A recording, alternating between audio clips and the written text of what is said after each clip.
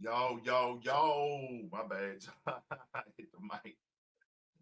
Yo, it's Big Ant the spokesman, man. We back. Another edition of Urban Politicians TV, UPTV. Make sure you stay on your pivot at all times, man.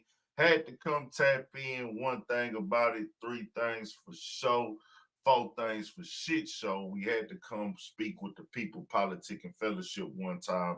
Y'all turn it up, man. We ain't tripping off the donations, but we do need the participation. We need everybody up in here active.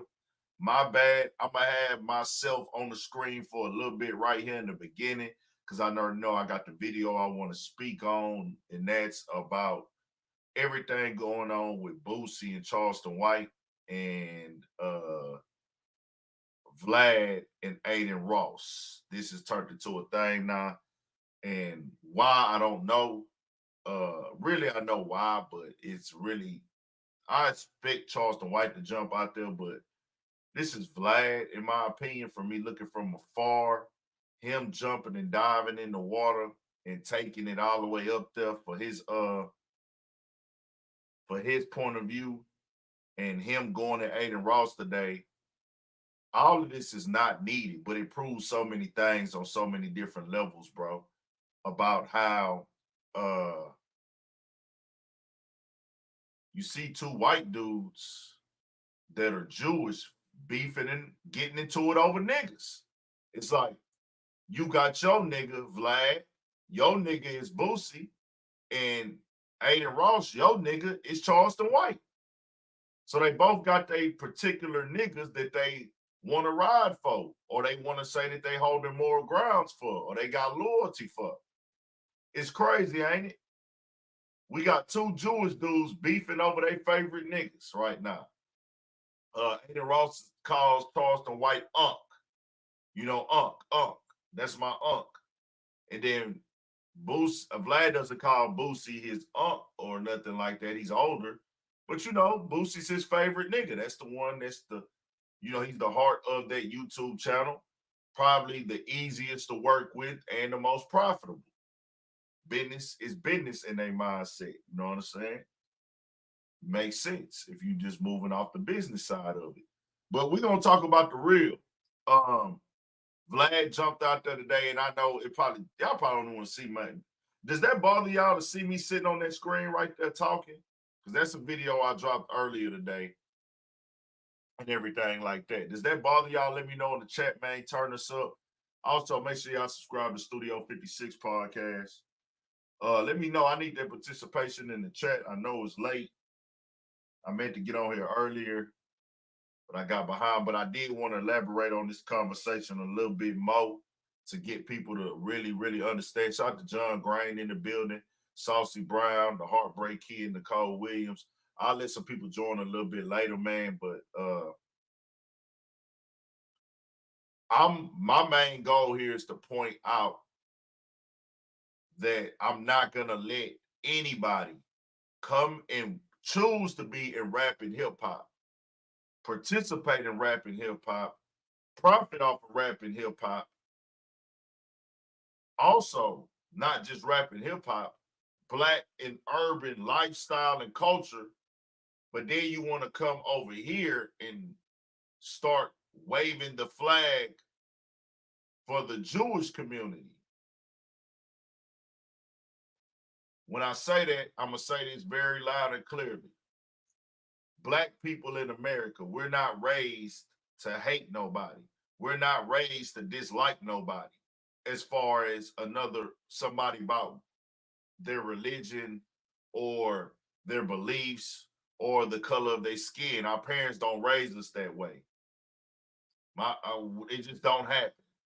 Now, back in the day, you might have had people do it. If it ever did happen, it was reactive, meaning they were reacting to what was going on outside. Where, hey, them people over there have an issue with us, or them people over there have an issue with us. So we have to band together to protect. But guess what? We've been fighting that since day one, and people don't want to have them conversations. They think it's all complaining and they weak. I like I like how Vlad waved his Jewish flag though, so he can show you stupid niggas that they will pull that card. But nobody's bold enough to tell Vlad to stop complaining. I'm not even telling Vlad to stop complaining. Feel how you feel. But we're not going to deny the facts. Let me play y'all something. And I need to put them links in that description for my video as well for Say Cheese. Let me play y'all this real quick. No disrespect to Boosie. I just said I would only do the stream if Charleston was allowed because out of respect for Charleston guys, you guys know like I'm loyal to like Unc, Charleston White. And basically he was just like, I wasn't trying to have Charleston on stream with me. You know, that was that, and I just basically canceled because of that. It's no disrespect. I told Charleston out of respect for him, I would only do it with Charleston. So that's that. Because again, chat, Charleston White, he gets hit up all the time by every streamer. But he says no to all of them. And I just like I want to give that loyalty back. That's all. So that's just it, bro. That's it. I have a chemistry built with Charleston. And Boosie. So I don't have an issue with Boosie, but I understand. You know, I don't know what they got going on. I don't want to get in between, but I just out of respect for Charleston, I told him if he's not there, I'm not gonna do it. Listen, somebody tell Vlad the reason he can't get on there with Adin Ross because he used the kid to kill people. And no character online. Boosie used the kid. Remember Marlo Mike? Now let's talk about Marlo Mike. Or do you and Boosie want to fight? Do you and Boosie want to fight, Vlad? Because I whoop both y'all. Nigga, I think Boosie way, and I think you too, Vlad. I bet y'all don't want to fight. Listen, Vlad. We don't want Boosie on Adin Ross. Yeah. We don't want the diabetic freak on Adin Ross. And plus, he's a killer. He used kids to kill people. That's why we don't want Boosie on there, okay? Adin Ross is a kid-friendly channel. Boosie used the kid to kill people. Remember that, Vlad? And plus, he get that white. He get that white. Yeah, no. So, no, Vlad, man, you shit your ass up, Vlad. You just mad. We got Pimpin' Ken over there and everything. Say, listen, Vladimir. Boosie. That nigga, yeah, Boosie. Anyway, Vlad and you will too. Yeah, I bet Boosie don't want to fight. I bet Boosie don't want to fight.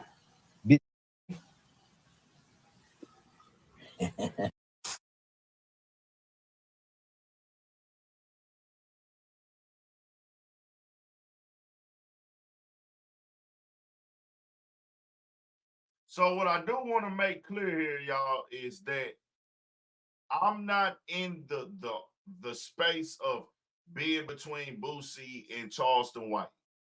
Charleston White is a disrespectful nigga online. He's been disrespectful. Everybody knows this. That's the line he been pushing.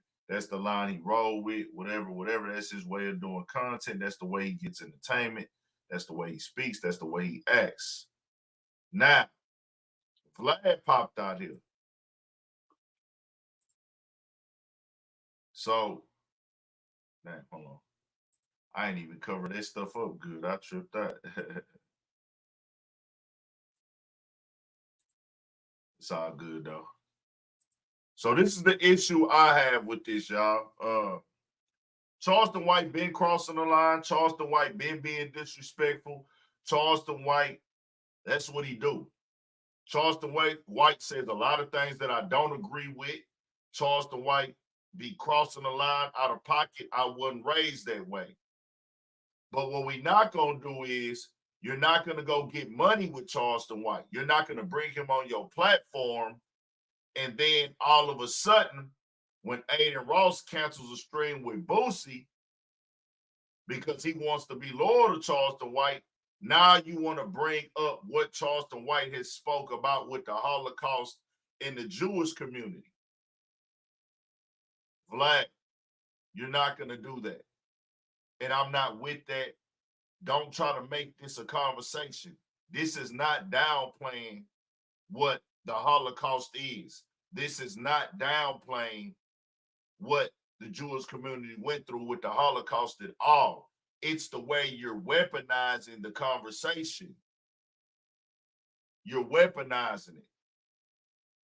You tried to say Adin Ross is Jewish. Why is he dealing with Charleston White?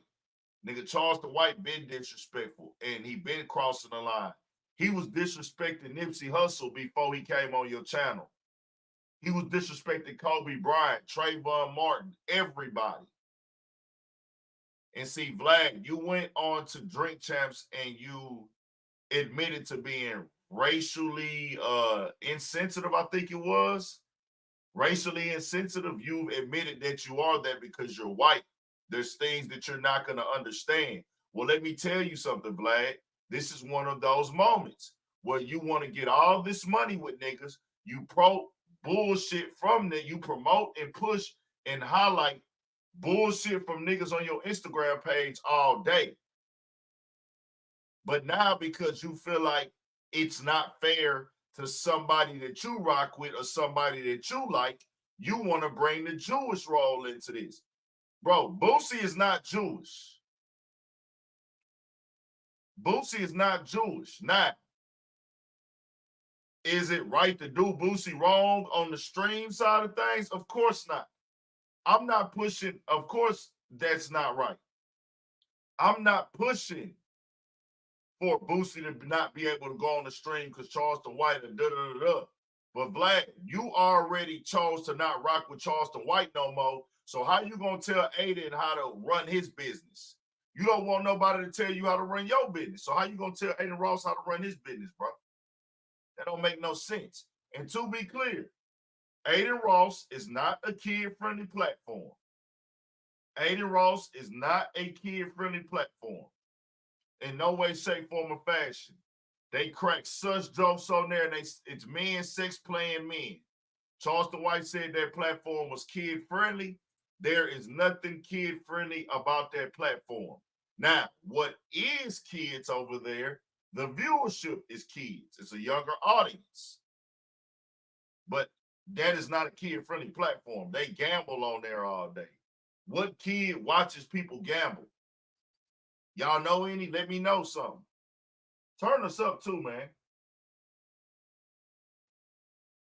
Y'all got to turn us up. Come with that energy, man. I know it's late and it's on a Wednesday. I was thinking about not even going live tonight, but I said, nah, I want to tap in on this to kind of bring a little bit more clarity. And some other stuff went on that I wasn't feeling at all. But we need that participation. Y'all turn us up. So, do y'all get what I'm saying, chat? This is about me bringing clarity to y'all, really, bro. Vlad went into the race and the religion card when it wasn't needed. But that's all he knows how to do. Weaponize his stuff. This is what they do. And when I say they, I'm not talking about all of them. I'm talking about specifics. People in that realm that are like Vlad, but they tell black people, stop using the race card. But you're clearly using a race card right here because he's disrespected every race. I don't think Charleston White has disrespected no other race than he's disrespected his own. You actually have a video on your channel with him, Vlad, where you're saying that gangs have done more damage to the Black American community than the KKK. And I beg to differ. Because the KKK is a representation of the system. That's just a small entity that got formed. But I tie in KKK with the whole American oppression system. It's part of the system of oppression. So you don't want to go pick out the one group of the KKK and say, well, hey, the KKK ain't did as much damage to the black community as the gangs have to the black community. That's false, because the KKK is deprived in a subgroup of American oppression. All of that falls under oppression, and we gonna keep this shit straight and keep it understood. So just know, knock that off, Vlad. It's not gonna work with me. It's gonna work with some other people.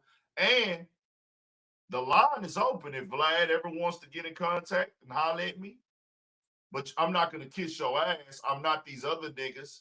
These other niggas, they just want to get in the room with the nigga with the most subscribers, the nigga with the most clout, or the. I'm not that nigga. I'm not tripping. I'm not going around no nigga in this game and you doing some shit that affects my people in a way that I don't like. And I can't tell you about that, especially after you say out of your own mouth that you are racially insensitive. Now let's go back here. This is a Say Cheese interview. Actually, we should just go to that interview. Vlad is saying now that he's disrespected the Jewish community. Adin Ross, why do you have him on here?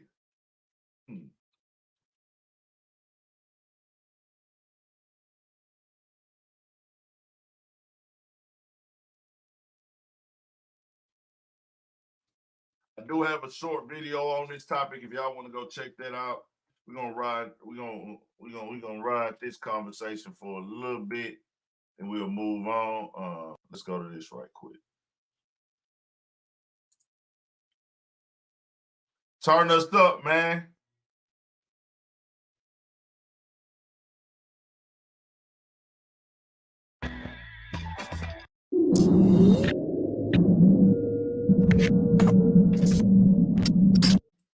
Let's get it. I've been seeing you do interviews everywhere, and I love them. From the academics to the Antonio, what's his last name? Antoine Daniels. My bad. Love those interviews, but I haven't seen you do a Vlad in a long time. What's going on with the Vlad Charleston White? Vlad reached out to me last year, probably a month before the Boosie incident, and was excited about doing an interview. After the Boosie incident, I ain't heard back from Vlad. That is his biggest guess. So, well, one of his biggest guests. In Vlad, I always trying to Jew a nigga. Vlad don't want to pay, but he paid me. But I'm saying, say, man, you already know what I'm gonna generate, Vlad. That little old 2,000-3,000 you give, you gotta come on down with it now. He don't want to come on with it. Yeah, he don't want to come on with it. So that's what that is.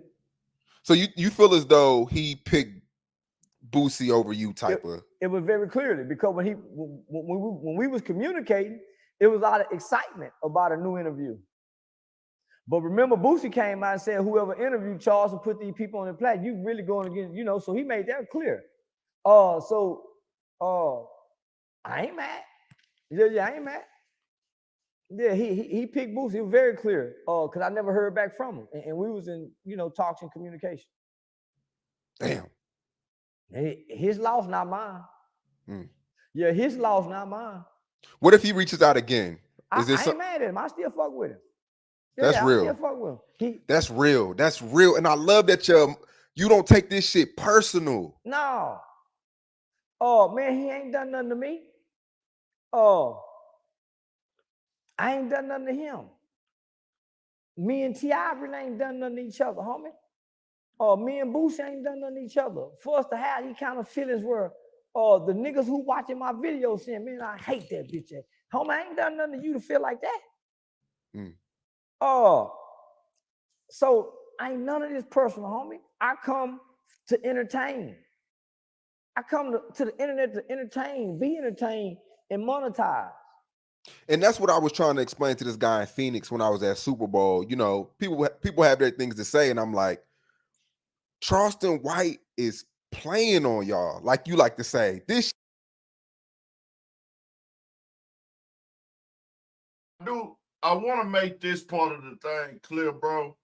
I'm not trying to hear that Charleston White is playing on us shit, because that creates what we in now, where everybody's trying to just do and say disrespectful shit to people and then call it playing a character. That's low-hanging fruit. It's trash. It's garbage. And when it get real life, this is how you get hurt. I'm against it all. Making fun of dead people, making fun of people's kids, going out of pocket, all that dumb shit. disrespecting deceased fathers, disrespecting these people, their people. They want to run with that narrative because it benefits their pockets. But niggas know that ain't what you supposed to be doing. Niggas know we wasn't raised like that. And I'm going to stand on this side of it. I don't care if niggas see me as a hater, because guess what? When you move like that and you co-sign that, you got to stay over there. Ain't no coming back and denouncing it later on, Vlad. And as Vlad is going to see this, believe it or not, y'all can believe this or not. I know y'all, some of y'all know and understand how the internet go. Vlad is very aware of who I am. He knows exactly who I am. And I will have this conversation over the phone with Vlad, in his studio, through DM, face to face. I'm not saying nothing on this internet that I won't say to a nigga face. That's where I differ from niggas. I didn't come on YouTube as a tough nigga. I didn't come on YouTube as a gangster. I didn't come on YouTube as a stepper. I came on here as who I am in real life. I've never been known for being like that. I've never been known for being tough. But I'm standing on being a man. And most importantly, I'm standing on being a black man. And when you standing on being a black man, people will develop and put you in a box of going against them or enemy because you standing on what's real. See, I'm never going to compare myself to the elite niggas of our community. I'm never going to compare myself to Malcolm X. I'm never going to compare myself to the other niggas who died about this shit. But I'm going against the grain like them niggas to control our narrative. I'm going against the grain like them niggas to control our narrative because they want our narrative to be, if you complain about slavery, you're weak. You're being a victim. Stop playing the race card. But here he is playing the race card after you booked this nigga, Charleston White, twice. And y'all just heard he was going to book the nigga again. Let's be 1,000. He only got booked. He only did not book him. The only reason he didn't book Charleston White again was because he fell out with Boosie. Vlad knows Boosie's his cash cow. Vlad knows Boosie is my #1 nigga on my channel. If Boosie say he not fucking with you, I'm not gonna fuck with you. But Vlad came back and tried to make it something else. I'm gonna play a little bit more of this right here. Y'all turn us up, man. Turn us up. Shit is a game and he's playing the game while y'all niggas mad and y'all frowning y'all faces. He's playing the game and he's making money. Yeah, that's I'm saying, man, I'm playing, homie. That's why they say, man, he seems like a hypocrite. Half the shit you see I talk about, man, I'm not trying to show you I care. These are just good talking points for platforms. Can you box me into a serious conversation where I give you a serious answer of Charleston? Of course. But even then, nigga, I'm on here bullshitting. Everybody different. As I tell y'all, Charleston White says things that do need to be heard at times. This is a fact. But I'm not in the business of trying to figure out is a grown man playing a character or not. I'm not in that business in life, and them ain't the niggas that we need to be listening to. It is what it is. I don't got time to be figuring out if niggas is playing a character, because when you sit around niggas who do, you let niggas do that, them niggas are playing on you as well. Meaning like I'm running game on this nigga and you can never figure a nigga out. And when I say figure a nigga out, I don't need to figure out how much money no man got. I don't need to figure out what hoe no nigga fucking. I don't need to figure out who a nigga sleep with. I don't need to figure out none of a nigga personal business. But I do need to know what a nigga really stand on, what he gonna fold on, and where his morals and principles lie. That's all I need to know about a nigga. Everything else is whatever. All I need to know about a nigga was his morals and principles at, what he stands on as a man, which falls into that, how he interacts with his loved ones and families that are on that type of time. I need to know the valuable conversation and where do you stand at as how you move in life. But if you playing the character all the time and you this and you that, a nigga can't know that about you. Because you getting online saying weird shit, crazy shit, disrespectful shit, downplaying our people. I don't have time for it. But other niggas, they engage with it because it brings money. It's profitable. You bring a Charleston White on your YouTube channel, it's going up. It's going up. It's simple. It's a simple format. Simple. It's not hard at all. But I'm just telling y'all what I'm at with this shit. So Vlad, I want to say this again before we move on. On this specific conversation of you bringing up the Jewish community, Adin Ross, I'm with Charleston on that. I'm 100% behind Charleston. Stomp down behind them. You're not going to go get money with niggas, working rap and hip hop, pay a nigga to come on your platform, be in a conversation to bring a nigga on your platform, but now he falls out with the person which they never had a relationship.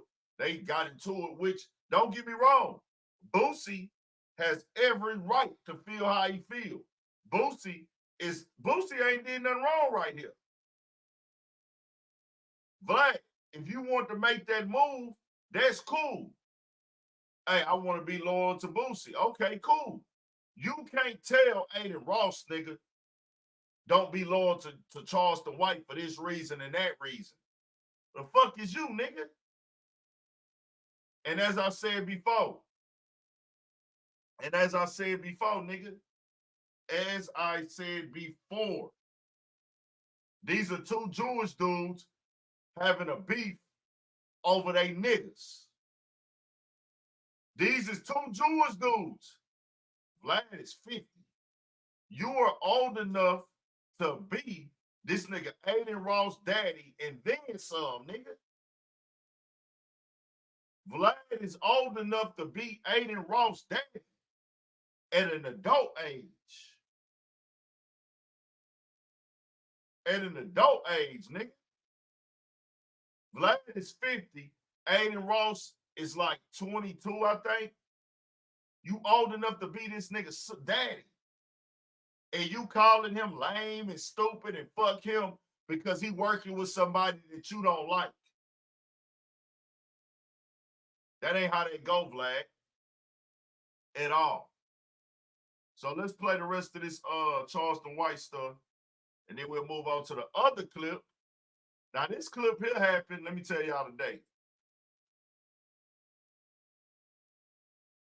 This right here happened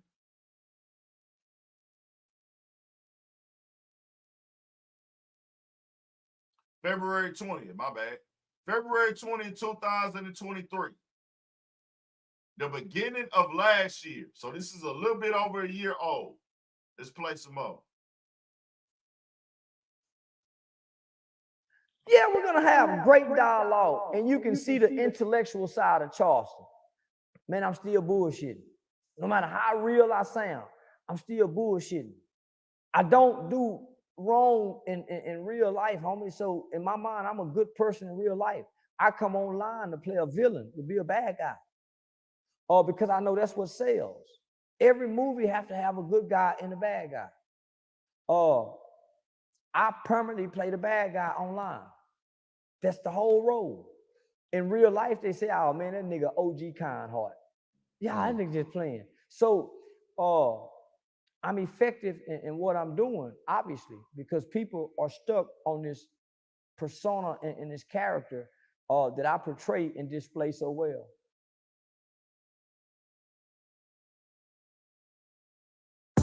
Use Kayak to find the hotel you want at the price you want. Download the Kayak app now. Away we go. We're gonna take on the Continental. Every freak.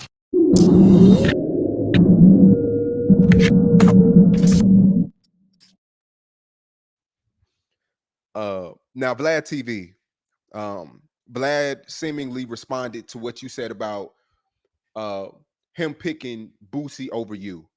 He did an interview with Academics, and he really just said, that he didn't want to bring you This back one on his was in show because of the June. things that you say about the kids and the Asian hate, and it had nothing to do with Boosie on his show because of the thing. Boosie over you.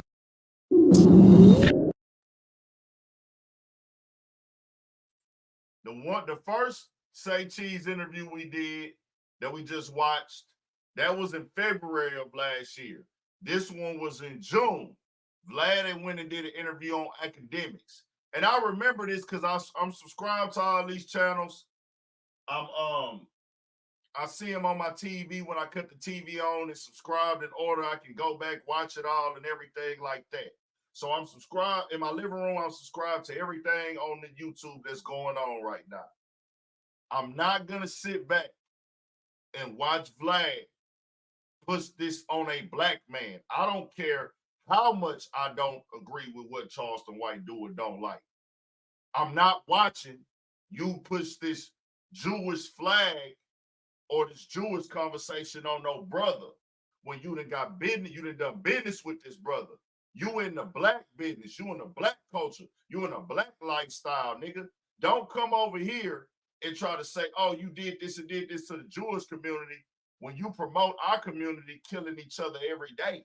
That's a profit for you. We can go to Vlad TV's Instagram, which we will go there in a second, and I'm going to show you how much nigga shit he got on that platform. This is not me being disrespectful to the Jewish community or anything they've been through or the Holocaust at all. This is me saying, nah, that's not going to work over here. You're not going to use that as a weapon against a black man on my watch when you want to come eat the cake over here with us and get fat, get full, and turn up and make profit. You can't sit up here and deal with Boosie all day and then tell somebody else they can't deal with somebody that you don't like. Because what about the people that don't like Boosie? I don't have a problem with Boosie. Boosie ain't even got nothing to do with this conversation right here. He ain't saying nothing about it. They bringing his name up in it. I'm pretty sure he gonna go live and respond to it, though.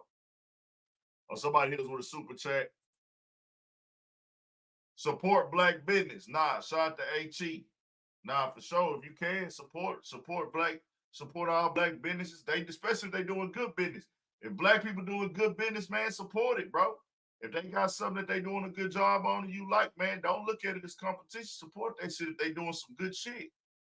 Let's go up over here to this other Say Cheese interview. This one happened when I said June.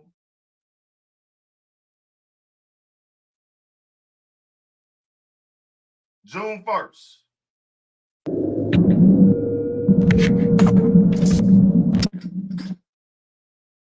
Speaking of giving people advice and trying to help somebody out, Chicago rapper Lil J. Oh, that's the wrong was a one. rapper who was locked up for 7 years.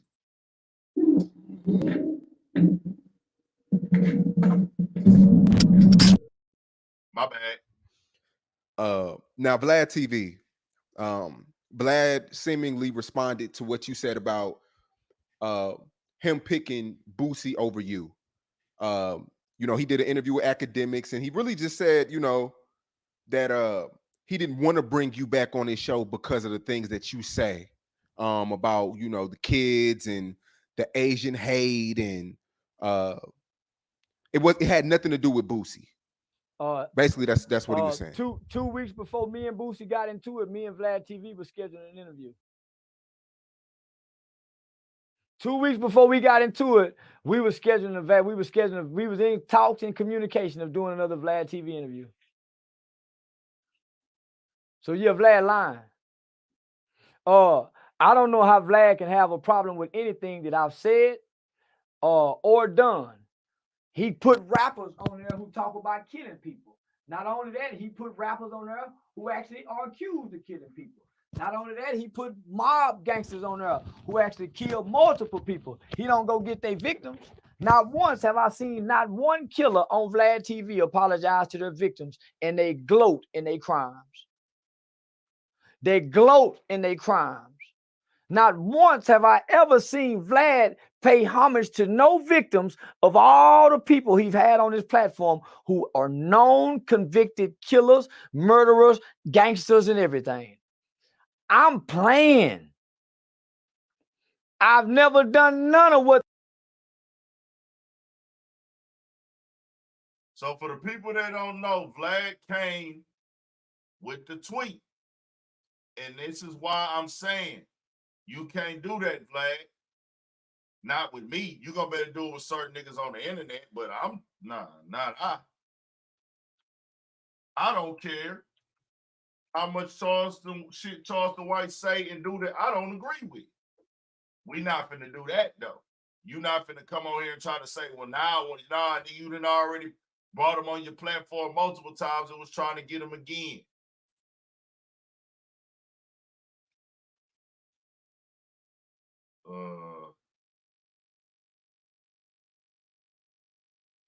Excuse me. We're going to Vlad, yeah. DJ Vlad.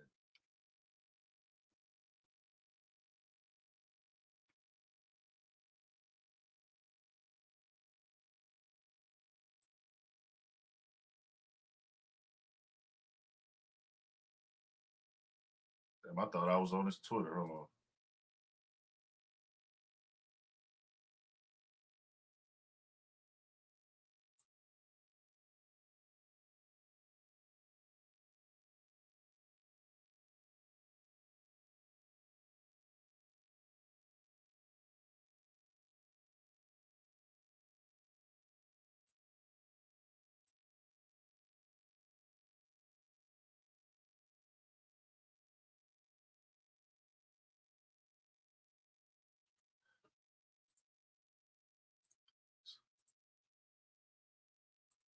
So Vlad said, so Adin Ross, who is Jewish, canceled his live stream with Boosie because of his loyalty to Charleston White.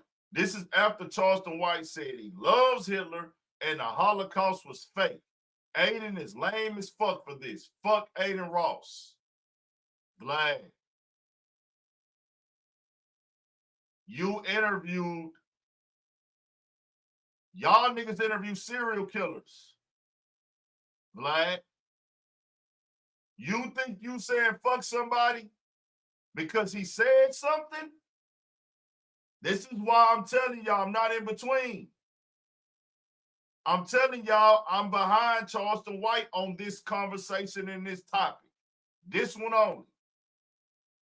I'm behind Charleston White on this conversation and this topic, bro. You got Sammy the Bull on your shit, who's a serial killer, who's killed multiple people. And we supposed to say, well, nah, man, Charleston White said this and this and that. Nah, nigga, stop trying to gaslight. But then you accuse Charleston White of gaslighting. Well, no, nigga, you really got a documented serial killer on your shit. You got documented gangsters on your shit. It is what it is, nigga. Don't come over here and try to act like you on the high road. I got to tell you that, bro. I don't have no beef with Vlad. I don't have no pressure with Vlad. But I'm letting that nigga know what the fuck it is. And I'm letting all them niggas know what the fuck it is. Now, he did say something else. I don't know where that other tweet went. I saw it online, but I didn't even put it in my video where he was talking about Boosie murder charge, which Boosie was found not guilty on those murder charges. So I don't convict niggas of crimes. I mean, I'm not convicting a nigga anyways. I'm not doing anything to get a nigga locked up. I'm not saying the nigga did something he didn't do, and I for sure don't solve crimes at all. I leave that to the police. But if a nigga can see you on a video or something doing it, then that's a different story.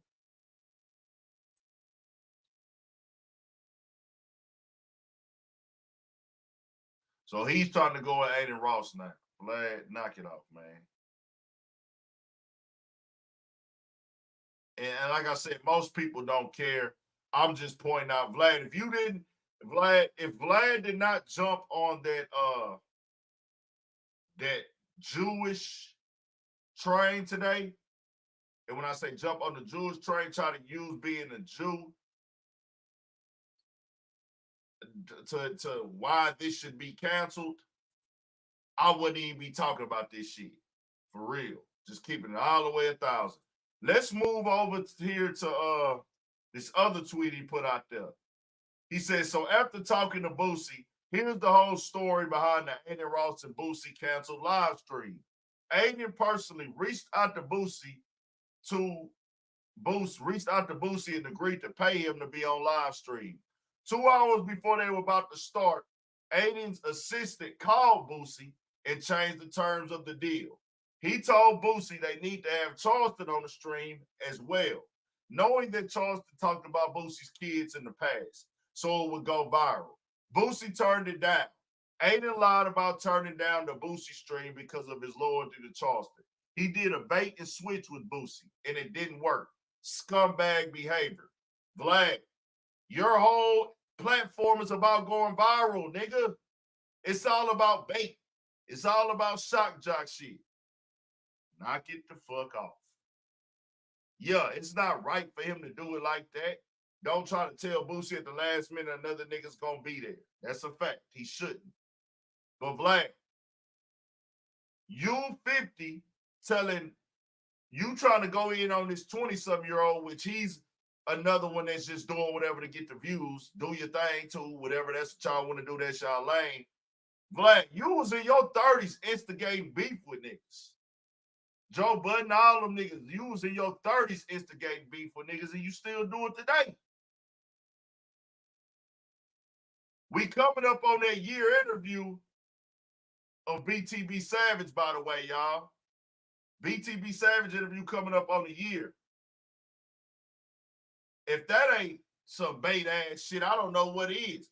A nigga up here, you see he's a rapper on Instagram. He's promoting rap music. He wants to be a rapper. You're interviewing him because he's a rapper that caught a murder, but you don't ask him one question about his rap music. Nah, Vlad. Knock that off, man. We'll move on from this conversation. Let me lay this down one more time before we move on. Nobody should be getting told to pull up to, I'm a nigga that got a platform. I would never switch up the arrangements on a nigga at the last minute. And if they did have to switch up, I would run it by him. And probably if he told me, hey, bro, I can't do that shit, I'm going to say, well, nah, we still going to interview you. Just running that by you straight. That's how I'm going to get on with that shit. You priority because you was already booked. You priority. You already booked. We not finna swap this around now. So I wouldn't even play like that. So Boosie, they shouldn't have did that with Boosie. Other side of this shit. Both of these dudes, Adin Ross, who was like 20-something, and Vlad are Jewish. Vlad is dissing him because he told his breadwinning nigga on his channel he can't come on his shit. The other Jewish dude on the other side, Adin Ross, is trying to be loyal to his nigga that he know can get him a bunch of bread. You see how this works? You see how they need niggas? You see how they need niggas? Yeah. Let's keep that shit a bandana, nigga. And let's move on. What else we had, y'all? I really want to get on here early. I know it's late.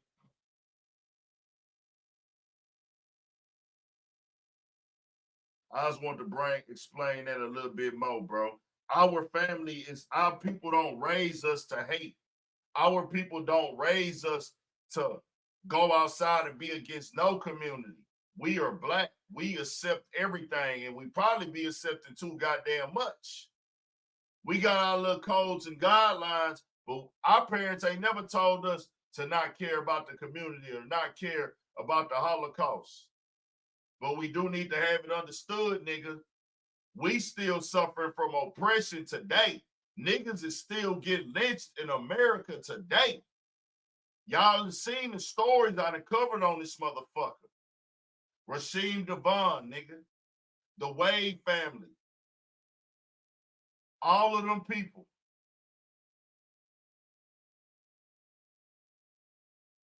All of them people, nigga. We covered Ahmaud Arbery on here. We covered Breonna Taylor on here. We covered Sam.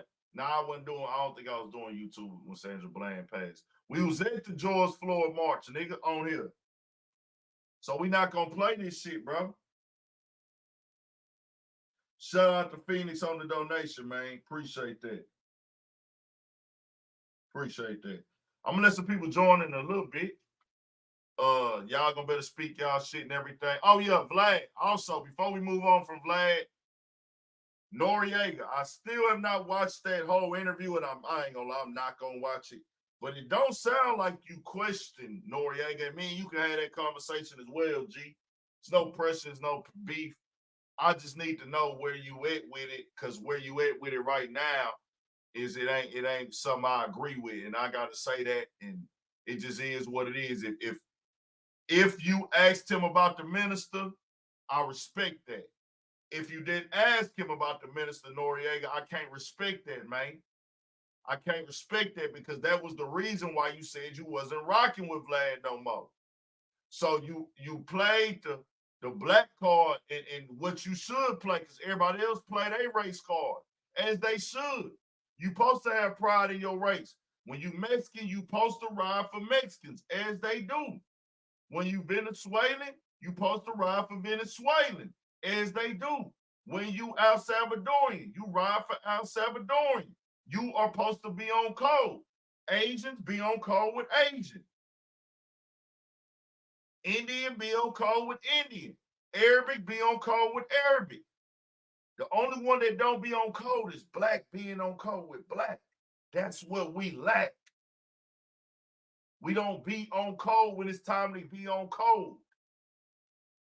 But sometimes niggas will act like they on code, and they really mean it. They really say they on code, but they don't be on code because they gonna fold. They ain't gonna stand firm. And be clear, when you jump on code, that don't mean it's beef. It just mean we gotta ride for this cause right here, right now. Norton, you jumped out there for Minister Farrakhan because of the blatant disrespect and lack of disrespect. The ultimate disrespect that Vlad did to Minister Farrakhan. Now, I'm not a nigga that's gonna say Minister Farrakhan is more important than your everyday black man, nigga. Because you see, I'm behind Charleston White on this specific part of it. The other shit that Charleston White do, that's the other shit he do. This specific thing that Vlad tried to pull, I'm behind Charleston White on that, nigga. You did not question him that in the interview when you said that's the reason you wasn't gonna fuck with him no more, and told him to take all your interviews down. He comes back, y'all start rocking. Now he don't gotta even answer the question. I can't rock with that, bro. You wrong. You wrong, in my opinion. No beef, no pressure. You just wrong. Let's move over to this Piers Morgan interview. Let me do some shout outs, man. Shout out to Joey Maurice TV, Johnny Johnson, Melvin Spencer, Superstar Jay Quick, Phoenix in the building. Appreciate that donation, Phoenix. Also, CG, Keep It G News in the building. Rainwater was in the building. Joker in the building. J Robe, Ebony, Jogo, Heartbreak Kid, Baby Runner. I think that's my boy Baby Runner from LA. If that's him, I don't know if he's still in here. If he's still in, shout out to my nigga Baby Runner. Just talking in the building. Let's get to it, man. We gonna move through this one kind of quick. Cause I don't want to be, I'm gonna try to let people come on here and talk at the last 30 minutes to 45 minutes YouTube, but we need to go back.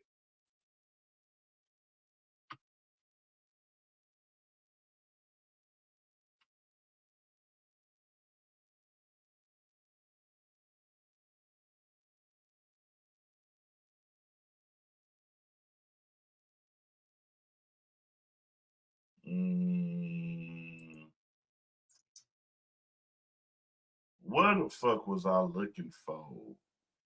Oh, Piers Morgan. Piers Morgan, you fucked up with me, man. You really did. I never really gave two fucks about you anyways, Piers Morgan. You're a fucking nobody to me. This is the story of... You're not needed for my culture, my people, my lifestyle, or nothing.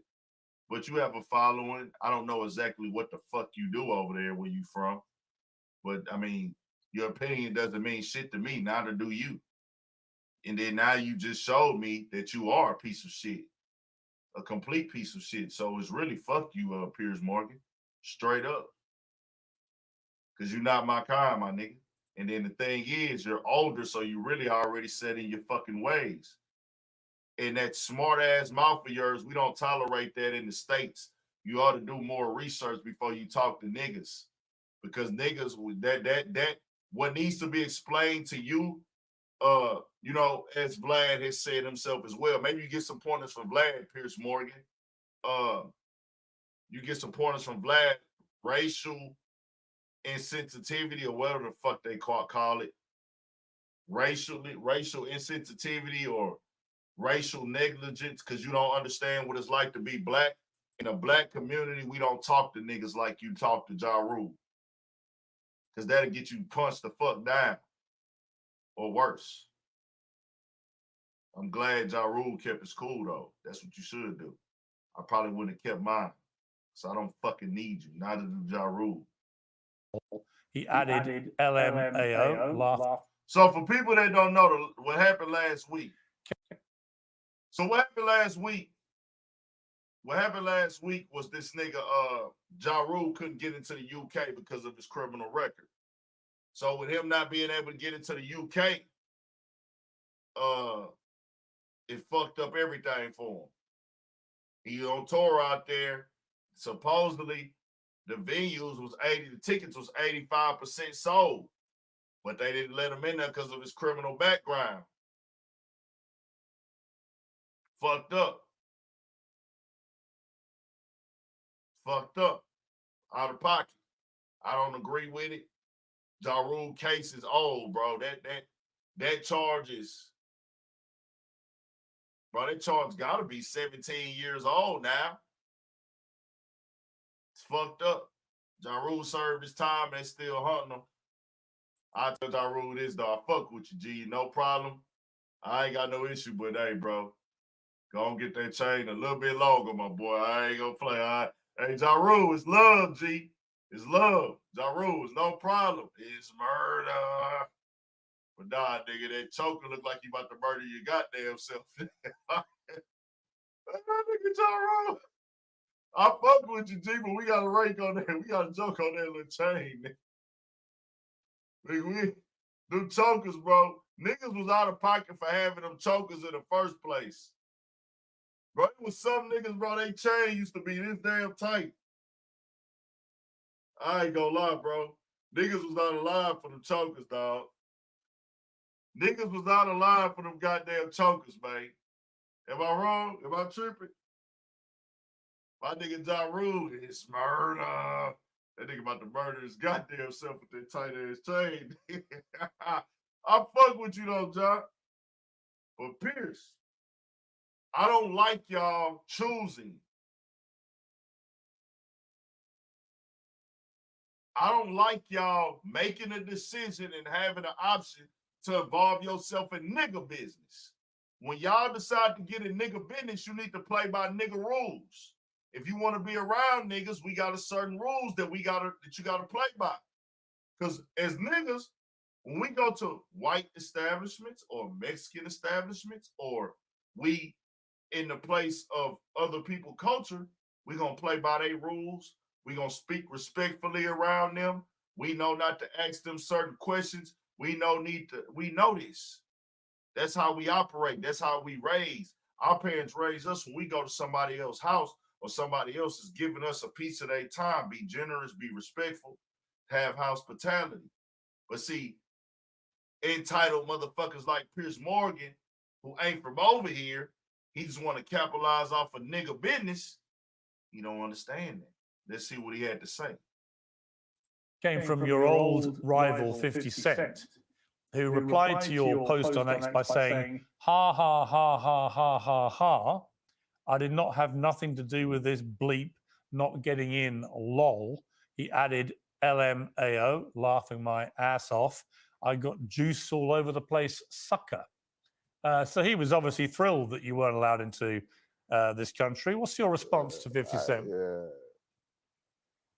I think I responded. I'm cool. You know, I don't get into the back and forth. You know, I think you did to all that back and forth on the internet. Well, you called him. So I'm cool. You called him N-word, you pussy, shut up. Yeah, it was quick and to the point. Yeah, I mean, you two have been going at it 25 years now. You know, not me actually. You know, I'm cool, Piers. I don't, like I said, I don't get into. I really don't do social media like that at all.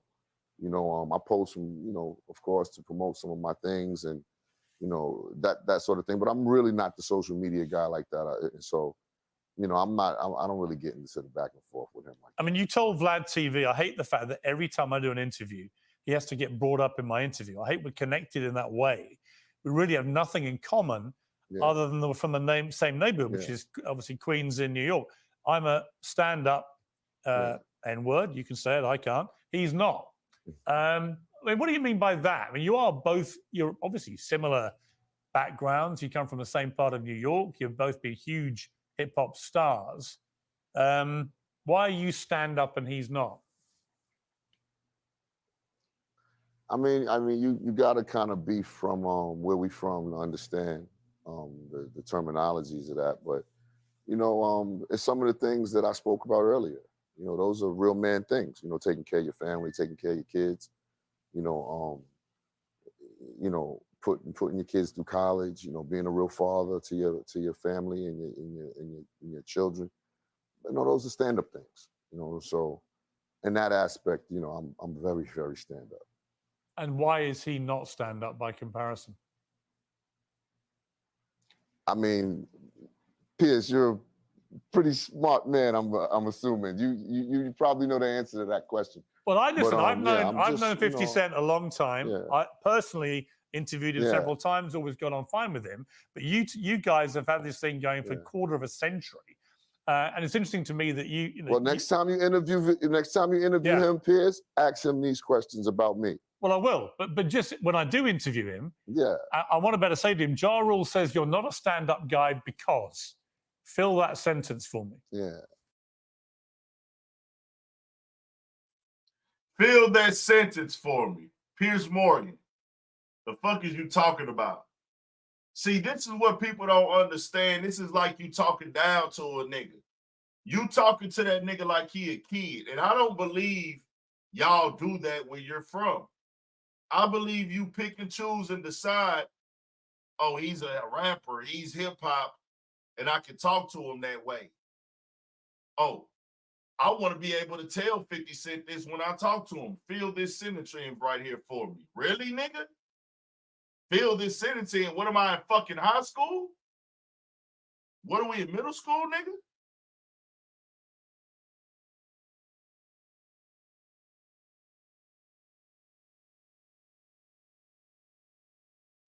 No.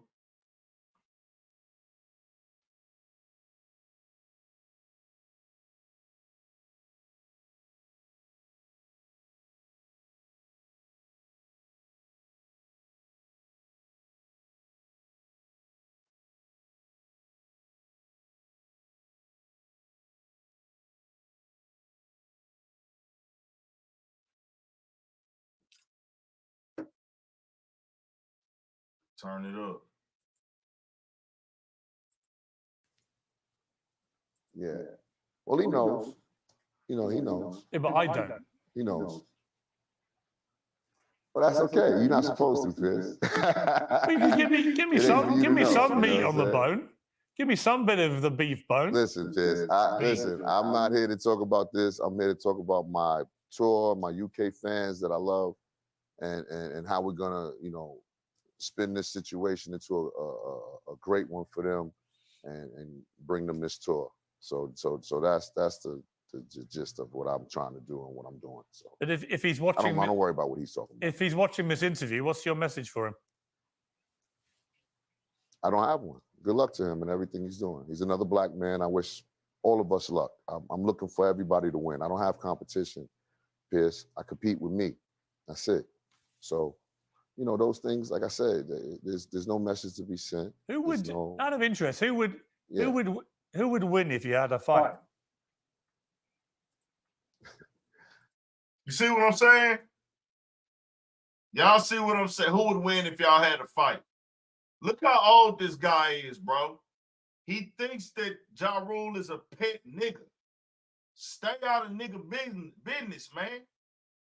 See, I see the verbiage. I see the way he talking, the way he smirking and smiling. Who would think? Bro, who plays with an adult like that? Ja Rule is almost 50 years old, y'all. Ja Rule is almost 50 fucking years old. Oh, they do? Okay. Somebody said they talk to African immigrants that way over there. I've never been around there to know. But let me tell you something, Piers Morgan. Stay your ass over there with that nonsense, nigga. It'll get real. It'll get really real. That's happened already too, Piers. So Really? You got to do your research, man. Well, I did a bit of research. I knew that various members of your gangs had traded, but you've actually had a physical fight with him, have you?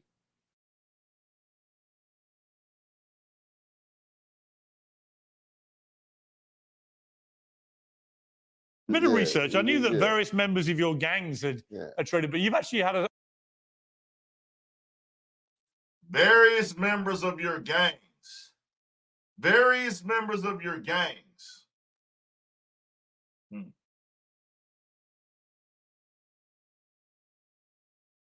A physical fight with him, have you?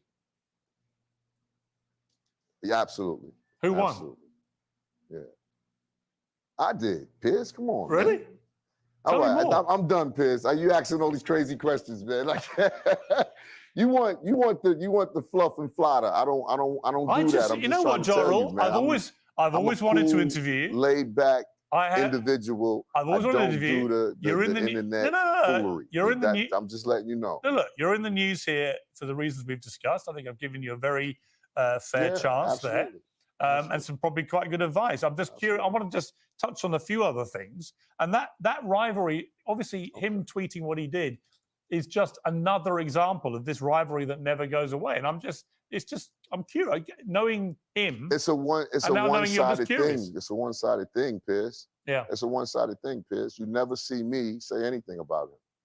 I just mind my business, do my business, and you know that because you see me at my place of business. You did call him a pussy last week and told him to shut up. And that's facts. And so I don't need to speak about facts. What's understood don't need to be explained, Piers. I mean, you say you never respond. That's just reality. You say you never respond. You do occasionally. I'm just saying. I'm just letting you know, Piers. I don't do the back and forth foolery. Understood. Let me just ask you about a couple of other things that have been in the news.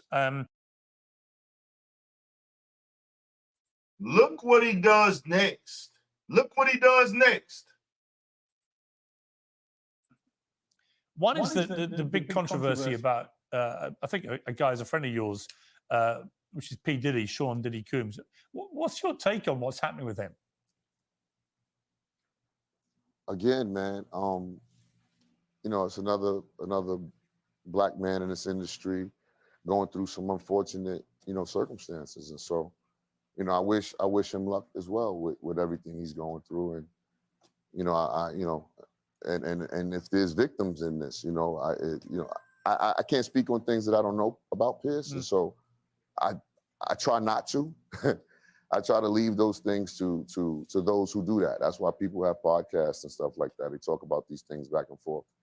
I don't really get involved with that. But yeah, I wish everybody, you know, love and I mean, some people thought it was pretty right. Some people thought it was pretty amazing that the rap industry did not get the treatment from the Me Too campaign that other parts of the entertainment business got. Do you think that that's now happening? Is there now a moment of reckoning for people in the rap industry? I couldn't tell you. couldn't tell you. You know, it's a very unfortunate thing for the victims of these, you know, situations, and you know, for the people who also, you know, being accused of these situations. You know, I believe in justice, and I believe in the, you know, the crime fitting the, you know, the punishment fitting the crime. I believe in that as well. And if people get convicted of the things that these people are saying, then they should be put in jail. But I also believe, on the flip side, if people are lying about these things, they should also be taken to court, tried, and be put in prison as well. So, you know, I think it's a two-way street when it comes to these things, you know. What do you feel, Jarrell, about the ongoing debate about lyrics by rap stars over the years, particularly misogynist lyrics and so on? Do you feel? Yeah. What do you feel about that generally? You've made a point in this interview of talking about the fact you've been married a long time to the same woman, you've had 3 kids with this woman, and so on. And that is, you know, let's be straight, that is not the norm with rap stars, many of whom pride themselves on being very misogynist and having a lot of women and so on and so on. What do you feel about that? This dude is a fucking lame, man. This dude is out of pocket, bro. Piers Morgan, stay out of nigga business. We gonna leave it at that. You don't give a fuck about us. You don't care.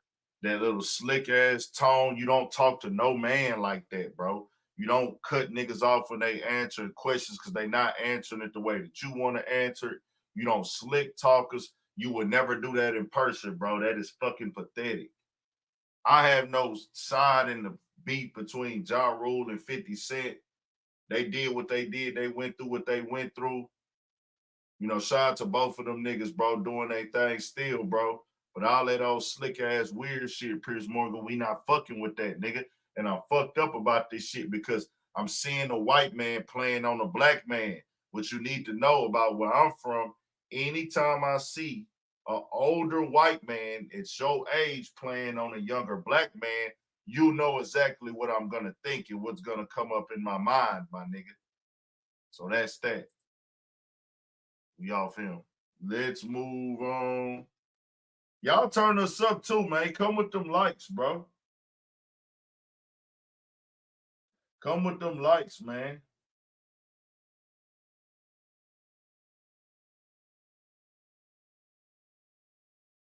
I forgot what else I put in the thumbnail. On the title. Oh, Dame Dash and Steve Stoute. Let me see if Shannon Sharp got this shit on his channel. Turn us up, man.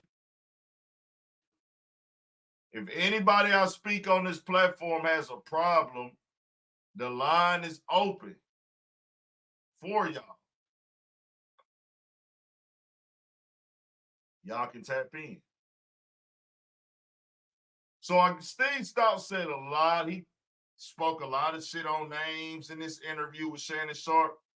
Steve Stoute is a record exec, marketing guy who was in the game and everything like that, was around for Jay-Z. Dame Dash does not like that nigga Steve Stoute. This is the Shannon Sharp about to hit 3 million subs, man.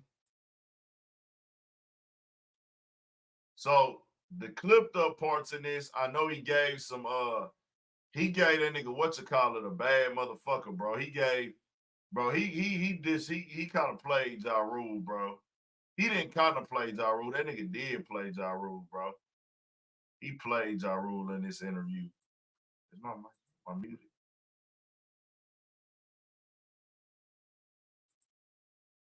So let's go to the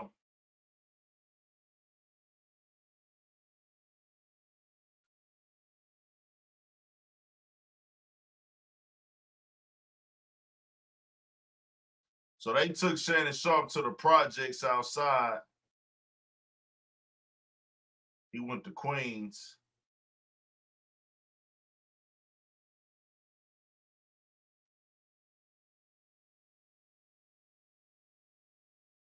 Which one did I guess we'll go to the one I got, the Dame Dash one. So Dame Dash is already responding. When a story about healthcare is actually about the rise of AI and how AI. Even the Damon Dash interview, as fucked up as that was, he's a gigantic, almost not. He blew it. He had Jay-Z, he had the most important artist of his generation. So what happened with that relationship? How did that relationship that was so good sour so fast? Dame's antics were just, it became like people also, over time, you mature. Right. It's like you didn't have friends at 16, but by the time you turned 19, they were still doing the same shit that you was 16, and you're like, I can't. Like, we gotta, you know, you start spending less and less time with them because of it. It's like one of those things where Dame wouldn't change. The way he spoke to people, the way he treated people. He was angry. About what? Bro, you getting paper. He was angry because he had a strong perspective about his business philosophy. And if any time a partner of theirs tried to like go around him or meanwhile, people weren't going around him. The people around him wanted to meet with other people. Right. People were becoming less beholden to him, but he was unaware of it. Then he would like, you know, while he was building businesses, which partly he would go off all around the world with cameras and girls and all kinds of crazy shit, and then come back flipping out on everybody as if, you know, they were wrong. Yeah. Or like, why'd you guys do all this shit without me? Like, bro, you didn't build a business that was so operationally tight that you could just go away and come back and shit be the same and all that shit. It wasn't even like that. Jay grew up, you know, Jay wanted more. I think Jay seen Dame's ceiling. I mean, I think that's really what it was. I mean, Jay seen Dame's ceiling. You can't fault a man for wanting to get better. Yeah, he wanted more. And everybody wanted more. Dame just had a very particular way of approaching it. He's far from stupid. Right. Very, very smart. Right. Very talented. Ego through the roof. So there was no working with him. Right. No one wanted to work with him. There was no work. As much talent as he has, nobody wanted to work with him. People got to want to work with him. Jimmy Iovine had this line, when the shit gets bigger than the cat, you got to get rid of the cat. Right. Were you cool with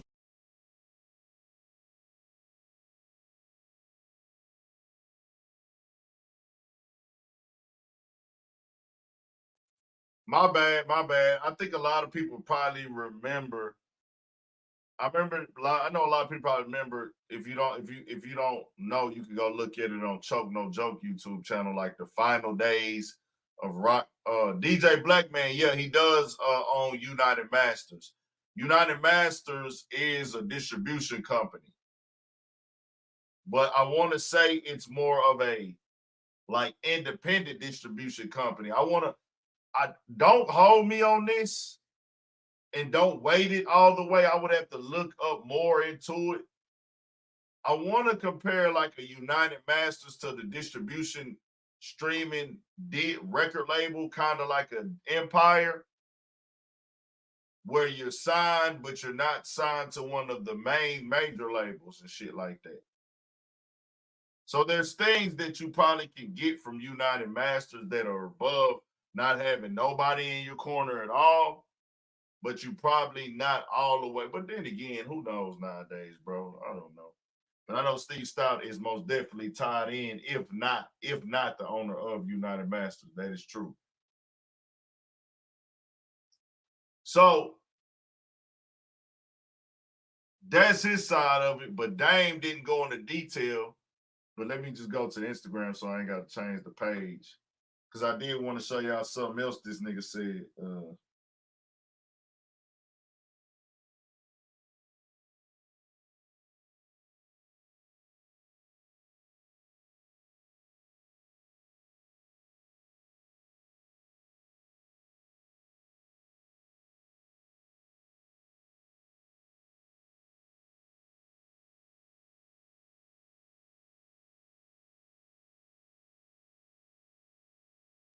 So Dame Dad saw that, he posted it up. That nigga Dame Dad say, this is the reason I had to smack the shit out of Steve Stoute a couple years ago, because he's always speaking on men's business. Good thing I've evolved. And he tagged that club Shay Shay and called him a culture vulture.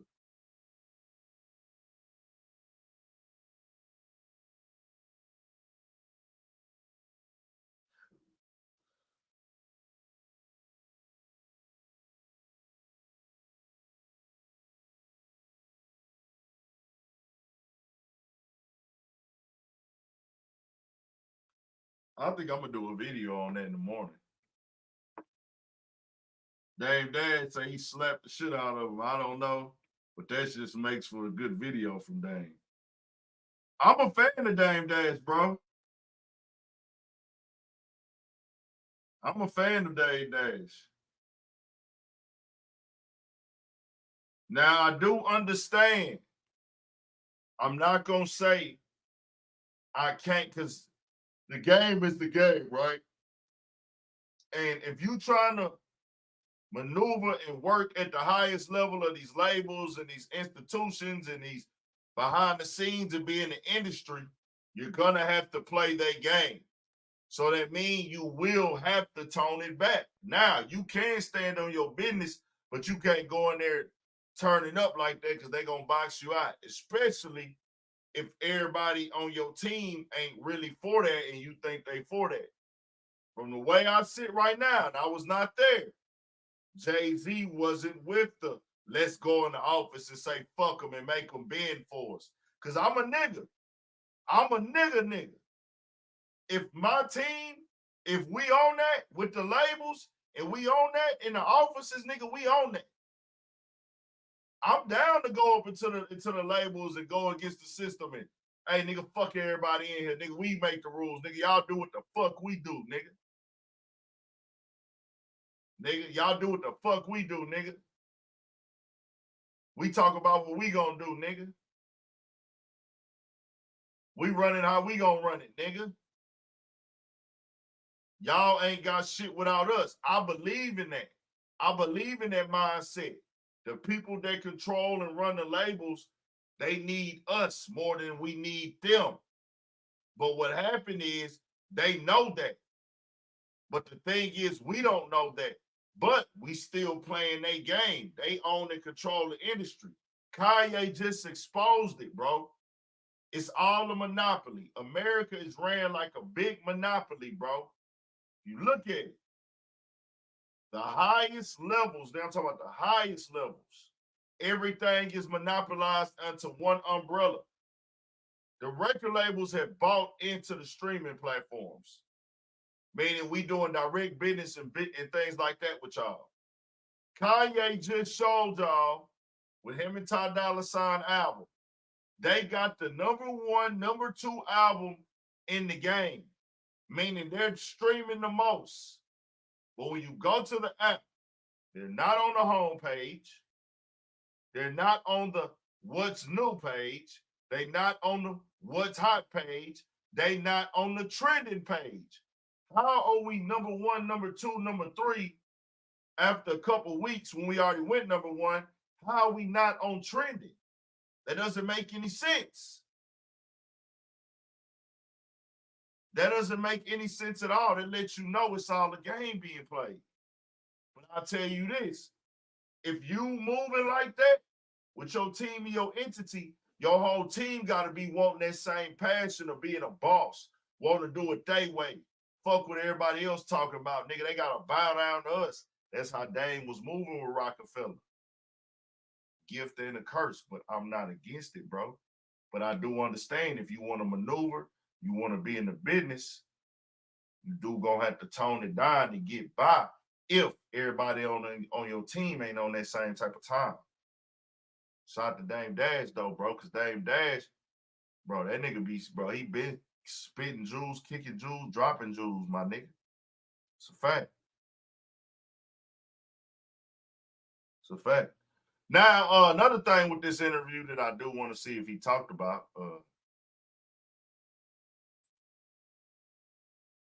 Skip Bayless.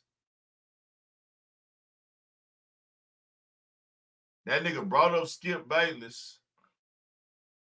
Matter of fact, we're going to go to Twitter for it. But should we go to Instagram?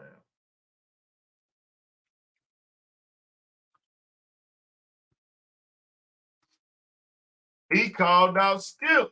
And that nigga said exactly what I said.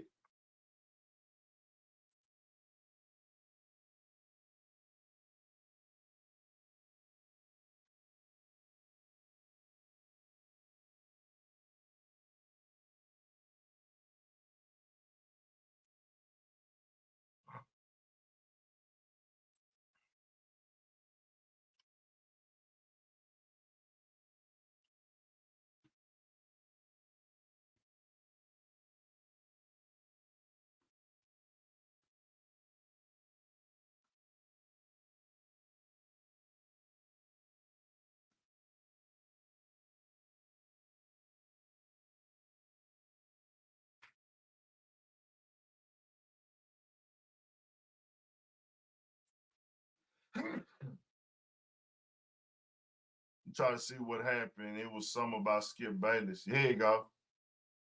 Let's listen. Time. The whole working class idea, how you work, has shifted from the indentured servant, the slave, the employee, to ownership. You got to have ownership. I mean, this is your show, and I'm proud to do this with you because everybody publicly seen what you did, that you knew your worth.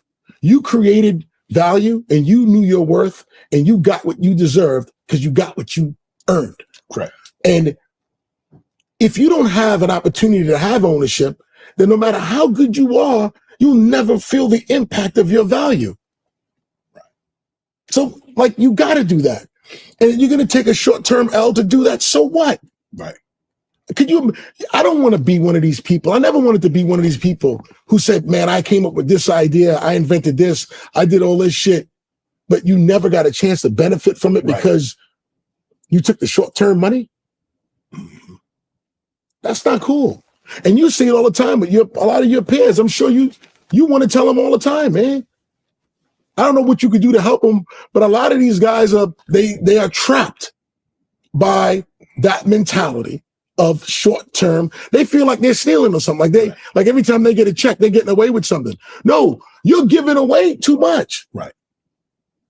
Well, it comes down to, how do you see yourself? Do you see yourself as talent, or do you see yourself as a partner? Do you see yourself as an owner? For so long, we've been talent taught to believe that. Yeah. Because you come into football, they cut you a check. You're not part of you don't own part of the team. You come into basketball, but in this media space, what we've been able to do digitally. Okay, no. Hell no. But you know what? Even outside of the digital, and I ask you something, man. I watch your ex-partner, not your partner, your ex-host, Skip. I don't even understand why all these other black athletes even go on the show now. I don't even understand what they're doing. To me, it's so clear that he needs black talent, athletes, rappers. He's doing everything to prop himself up. And I know he's getting paid over there, and everybody else is getting pennies on the dollar. And I'm like, why would you do that? Why would you go over there and do that? He clearly isn't the guy. He needs you. Why don't everybody leave the show and let's watch him do it for a minute? That show would be dead immediately. They get all these guys over there, they give him pennies on the dollar, and they prop him up. I'm like, we got to stop doing that, man. We can't do that no more. It's not worth it. And there's nothing that comes out of it long term, except what they benefit from. Well, I like where I am right now, so.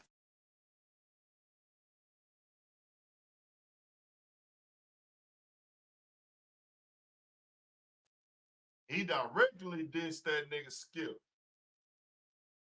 He directly dissed that nigga Skip.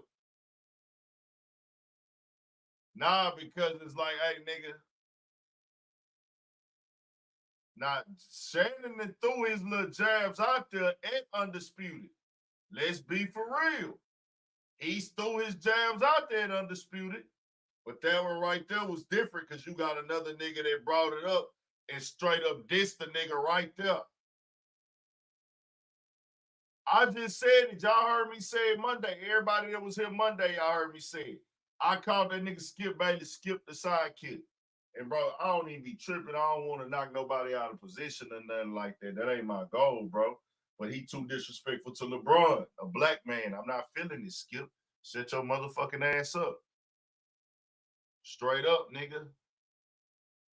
Nigga, don't be on there dissing LeBron like that, nigga. You can't score 40,000 points, nigga. Fuck that, nigga. Straight up, Skip the sidekick. We gave you a nickname and it's very well suiting, nigga. All right, let's go over here and I'm gonna let some people join.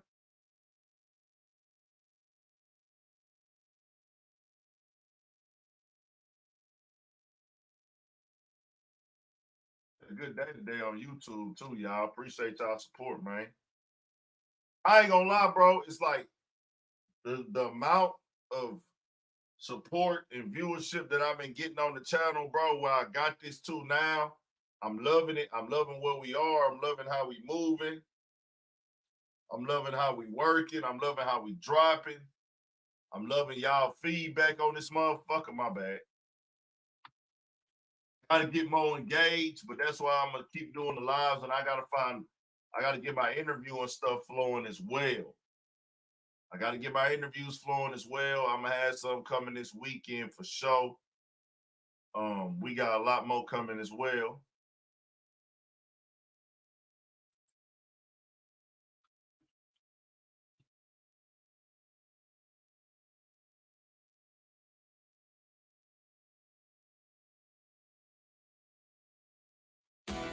Harbor Freight knows on any given day, we're all mechanics, DIY. You can walk any faster. You can talk. I said, only thing I know how to do fast is spin rush. I hate that. Why y'all like that? You gotta ask the faster guy. Why He you actually- like that, Chief? If it was that simple, it'd be. I'm thinking of the Chiefs team. We getting into that now, bro. Yeah, it's They're all good. Famous. Oh yeah. And it's We just got to keep our faith strong, man. Like no matter, what people say about us, it's gonna happen. So we just try. As far as been good, man. Like CC and went to Garden City. I was like, "Can I play?" He was like, "Yeah, you." It took him to the crib every time. One thing, and yeah, but I'm gonna tell you how. Yeah, but this is just by just working. 4-1. Didn't want to do it because went into the locker room. The guy Drew Brooks was right there. very end of the day. But man, I'm like, fuck, please don't let it fucking burn down completely. Yeah, that was it. Look, you know what I'm saying? It was out there for a minute, bro. And my story. Oh, okay. Please, I love y'all. Whole thing is about your goddamn house being. It was that not. I didn't agree. I just shook his hand, though. I just shook his hand. But see, you can say that when you got both. What's that? Yeah, you know what I'm saying? When I got the ring and 100 mil. Trifecta. And capitalize on both of them. Bro, you talking about 2024. Like I said, I'm down in Miami there. Bro, I'm sitting there one day on radio, and the whole thing is about your goddamn house being on fire. Bro, what the hell happened? Bro, I was at practice when it happened. Shit, crazy. First of all, I just want to say, Rick Ross, bro, I can't vibe with you now, bro. I can't fuck with you no more, bro. Oh, my grandparents calling. Hello? What's up? What time we gonna meet in Atlanta? Oh, let me call you back. Let me call you back, please. I love y'all. What time we gonna meet in Atlanta? Hey, grandparents talk loud too. Yeah, on that phone. But yeah, Rick Ross, man. Like you ain't even come over. You had the audacity to talk to a fireman instead of come text. You got my number, bro. You get on Twitter, post me all over Twitter. Like after what me and my family went through. You supposed to be the neighborhood hero. But yeah, man, I was at Freddie lived there too. Get Hey, on that's him. funny. But Freddie lived there you too. saw he my didn't post it, story? though. Oh, okay. You see me say anything. He didn't say nothing. I didn't say a I was thing. getting the updates. Andy yeah. hit my line. By the time I got out there, it was 16 fire trucks. Bro. I was in the house. I was actually on the treadmill doing some cardio. I went out there. I'm like, what the fuck? I walked down. I'm like, oh no, this ain't good. And then she was trying to get to work, and you know, I seen Rose over there. I think it might be electrical because the smoke is dark. And then you want to say something about Wingstop on there. I'm like, yo, what's going on? Don't try to use me for promotion, bro. Yeah, no, I seen You feel me? Rose back there, but I was like, man, and then the next thing you know, I'm on the neighborhood, the community group me, and they're talking about, well, now we got to have because we got 24-hour armed security. There's like, we got to get 3 of them in here. We got to pay extra. And we got to do this and that because fans start showing up. Bro. The news people out there for 3 days. I'm like, ain't They was no out there for a smoke. minute, bro. And What's going on? to be honest, bro. So, turn us up, man. Turn us up. I'm going to drop the link if anybody want to join. Tell us how y'all feel about this Rick Ross situation. He responded. Let me see if I can get Rick Ross response. I know I got it on the video somewhere.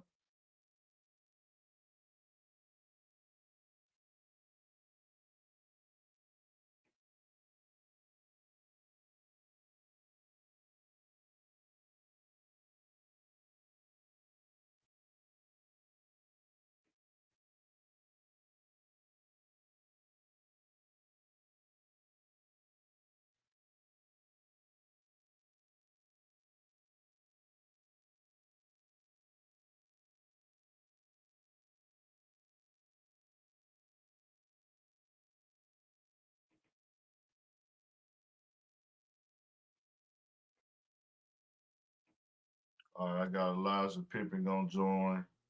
Superstar J Quick gonna join. What's going down, man? What up, bro? Same old shit. Superstar J Quick, back up a little bit. Let me make sure that's you. I believe it is you, though. Just to be cautious and say, what you got up, though, man? Shit, man.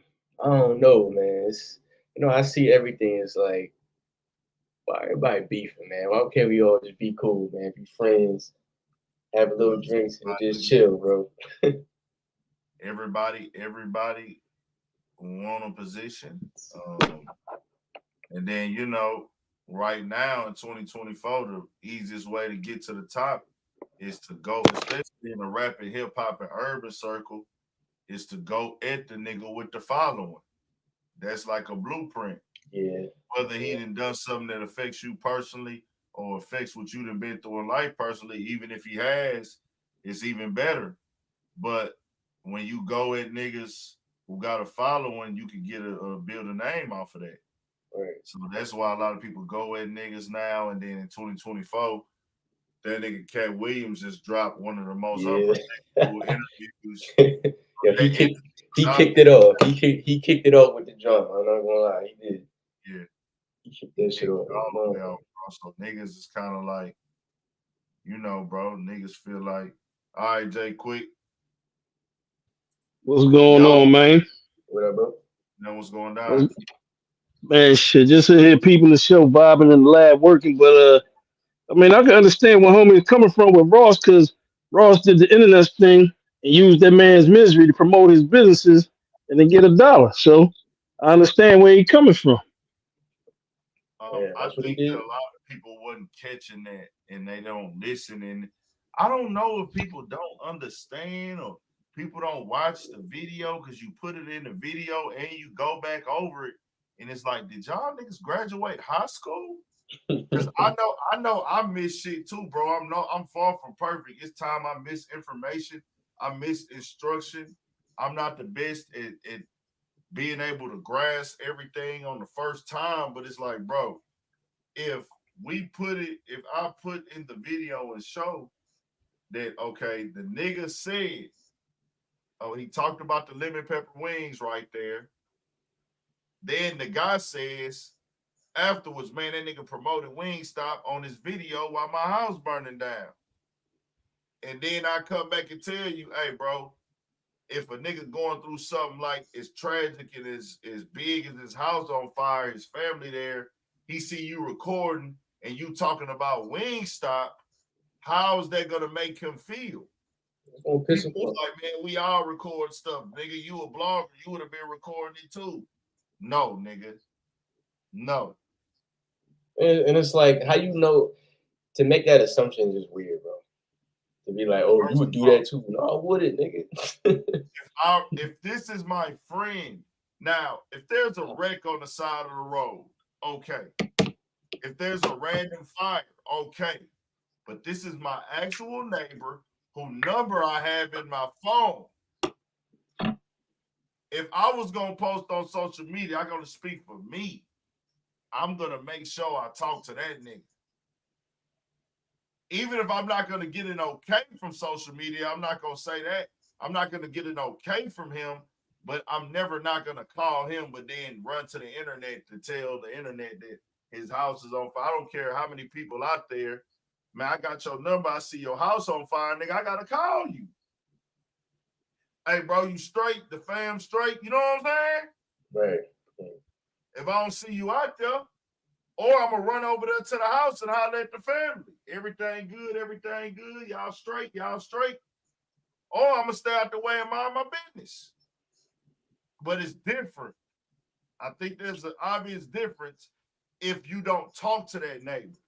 Like, say, God forbid, but if you live around somebody and their house catch on fire and you've never spoken with them before, if you record that, this conversation doesn't happen. I mean, but even if I never talked to that neighbor, I'm still not gonna be like, oh shit, this nigga house on fire. I'm not gonna do that shit, bro. No, I'm saying even if you did, right? Even if you did do that, or anybody else does that, man, it's because niggas will record something in their story like, damn, look what I see right now. True. Niggas that recorded bad weather conditions, cars flooding, houses flooding, car wrecks. People do that. But you have to separate the difference to see, hey, bro, nah, nigga, there's a difference as opposed to I know you personally and I'm recording this shit. Right. You know what I'm saying? Right. There's a difference because the thing is, if I don't know you and I never talked to you before, I'm not even looking for some type of respect from you. Like, I'm just not. So if Tyreek Hill never talked to Rick Ross before and didn't know Rick Ross, the nigga, he wouldn't even say none of this. Crazy. But I don't know, bro. Rick Ross is. He was out of pocket, man, because on the video where he explained it, he had Bel Air front and center in the camera to make sure you saw it. During the whole time he was talking about it. He act like he can't do a video without promoting, bro. That is bad. He's always on and in character. He's never himself. Bro, that is crazy because now, as much as Ross has been a character, right? And you've been around for a while, Superstar J Quick. I would tell Ross this, dog, just because of what he's shown as of late. And as bossed up, successful as he is, I'ma always salute that. Nigga, come on. I'm a nigga from the side. Nigga, I want to see a nigga shine. Ross was my favorite rapper at one point in time, nigga. Any nigga that know me know that, nigga. I was a nigga that was jamming Triller and, nigga, I was jamming the first album, Port of Miami, every day. Me and my whole clique. We bought Port of Miami from the CD store when it came out, all of us, and Triller. Especially Triller, because we all went to Target at the same time. Bought the actual CD. And I rolled to that all that year. It dropped in March. That album dropped in March. We rolled that motherfucker all the way through. I say that to say, in these last few years, I now don't know who Ross is as far as like, when is he just talking normal and chilling? How do he sound like if he just having a regular conversation? Well, I'm gonna put you on some game, man. I've been knowing Ross since he was on Trina record. You know, living in Florida, being a DJ in Florida, being a DJ in the clubs in Florida, with a huge population of people from Miami in the club every week for years. Man, I actually had a chance to be his DJ when they was contemplating getting rid of Sam Sneak back in the day. And that's an unknown hip hop fact when he came to do a show in Tallahassee. This man ain't never just had a normal conversation. It's always like you talking to his representative. So that's, I can tell you from my personal experience, this ain't no cap. This is 100% fact out of Jay Quick's mouth. It wasn't, a regular situation because the person that put me on the road with Gucci, Bigger Rankin, had linked me up with him because he was doing the show in Tallahassee, and it was, sketchy time with his DJ at the time.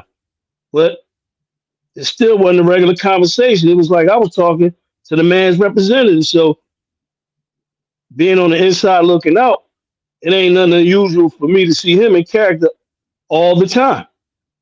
Yeah, and it's crazy because back then I didn't know he was in character.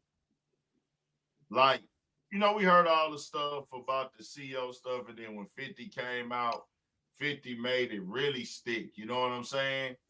And then even when he would do interviews, I thought he was just like, hey, bro, I'm a fat, fly talking nigga. You know what I'm saying?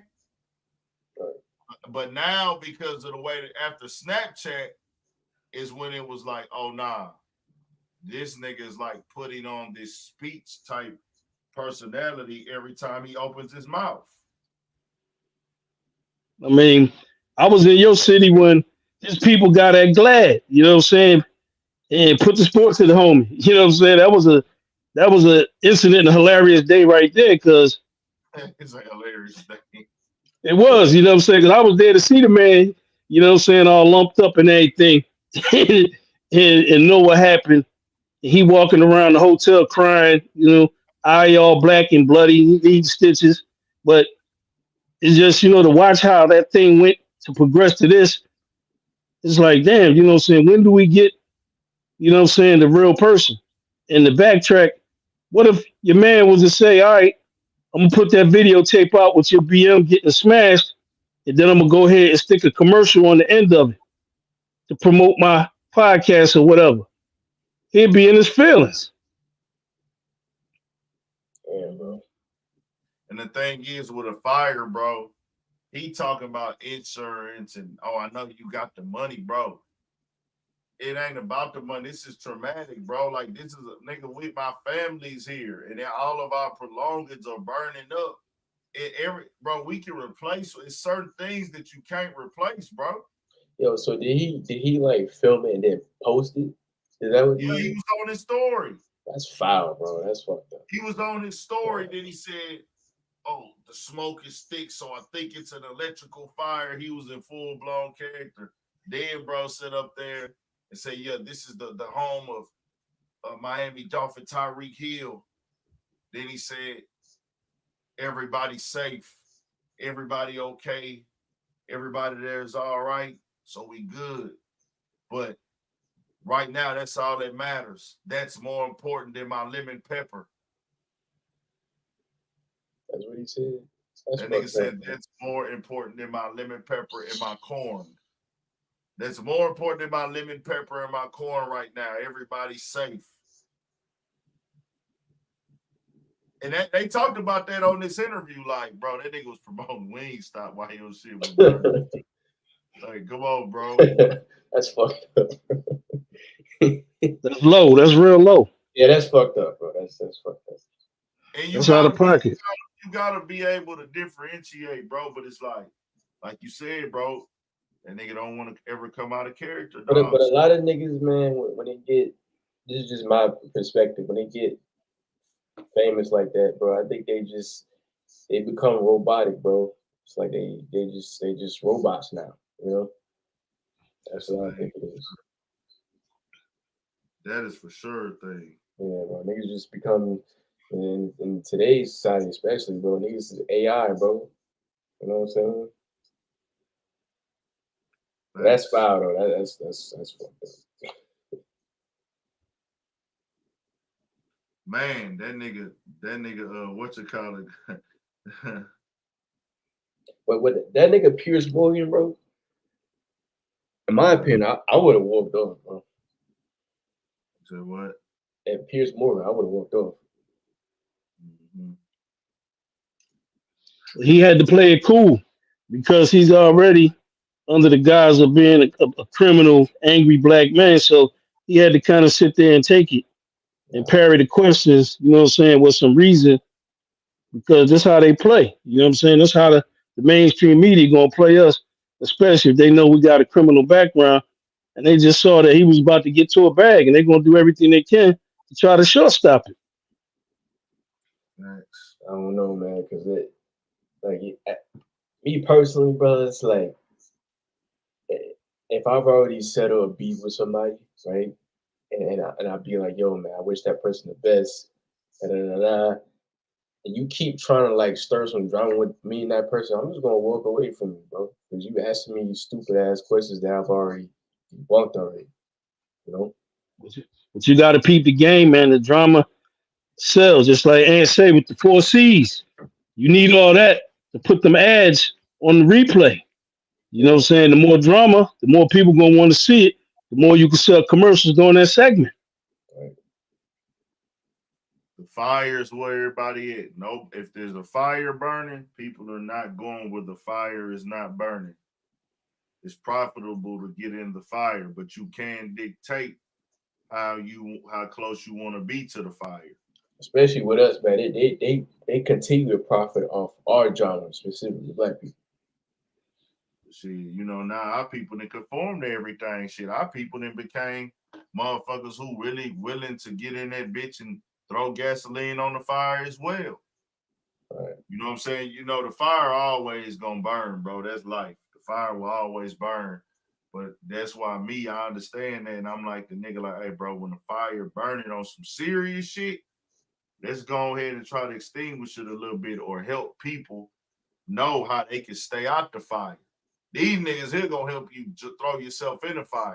Motherfuckers like Vlad, that nigga Adam 22, Adam 16, Piers Morgan, who else?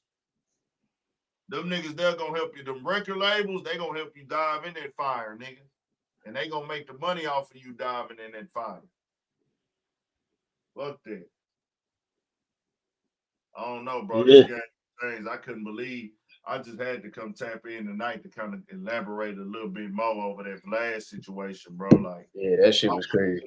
I wasn't feeling how he jumped out there with the Jewish conversation. I'm like, bro, but you know to expect that from him though, man. You gotta expect that from him.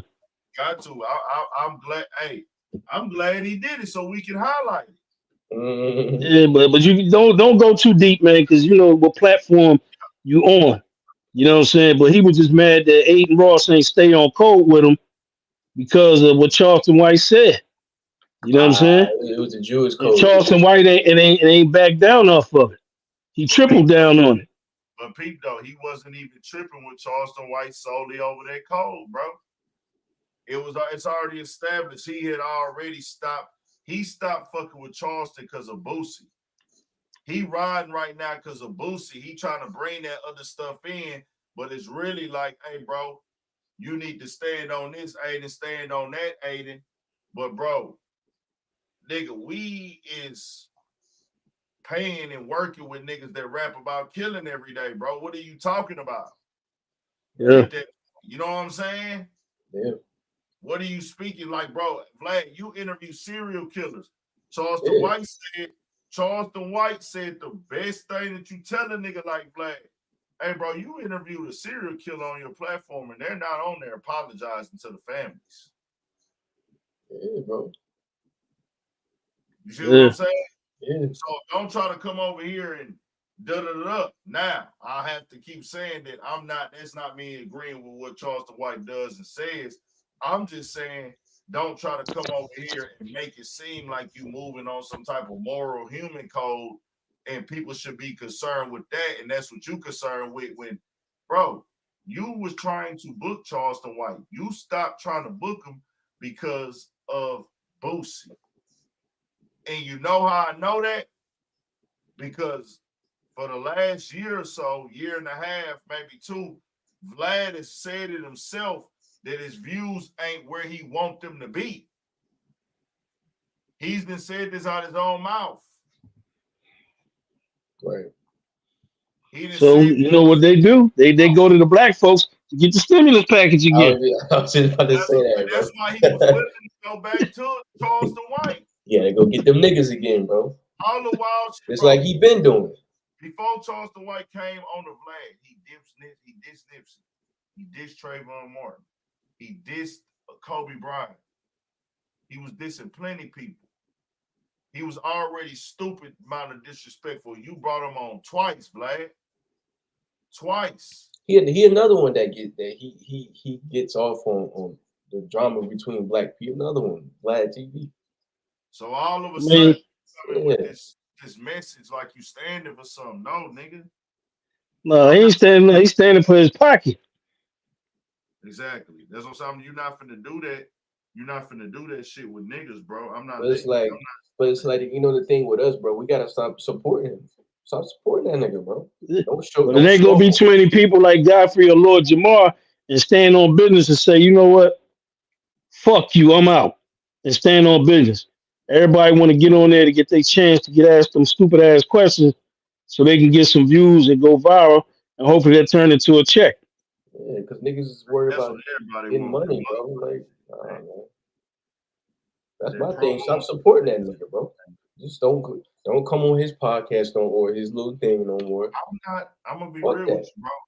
I'm not concerned with stopping the support of Vlad because of the fact we got issues that are 1,000 times bigger than Vlad. I'm keeping it 1,000. I know Vlad is doing the stuff in hip hop that we disagree with, especially that narrative he tried to push today, like he was standing on that and tried to push that off on Adin. First of all, Vlad, you're 50. This dude is like 20 something. Yeah. You old enough to be this dude daddy, man. Knock it the fuck off. My thing is this though. I'm not here to cancel him because if Vlad left today, that ain't better in the black community, bro. Because we got way more important things going on out here. This is just a piece of the entertainment space. Don't get me wrong. I feel like he should respect what he does. I feel like he should respect black culture. I feel like he puts out and shows you the ways of playing with niggas' emotions and playing with our people.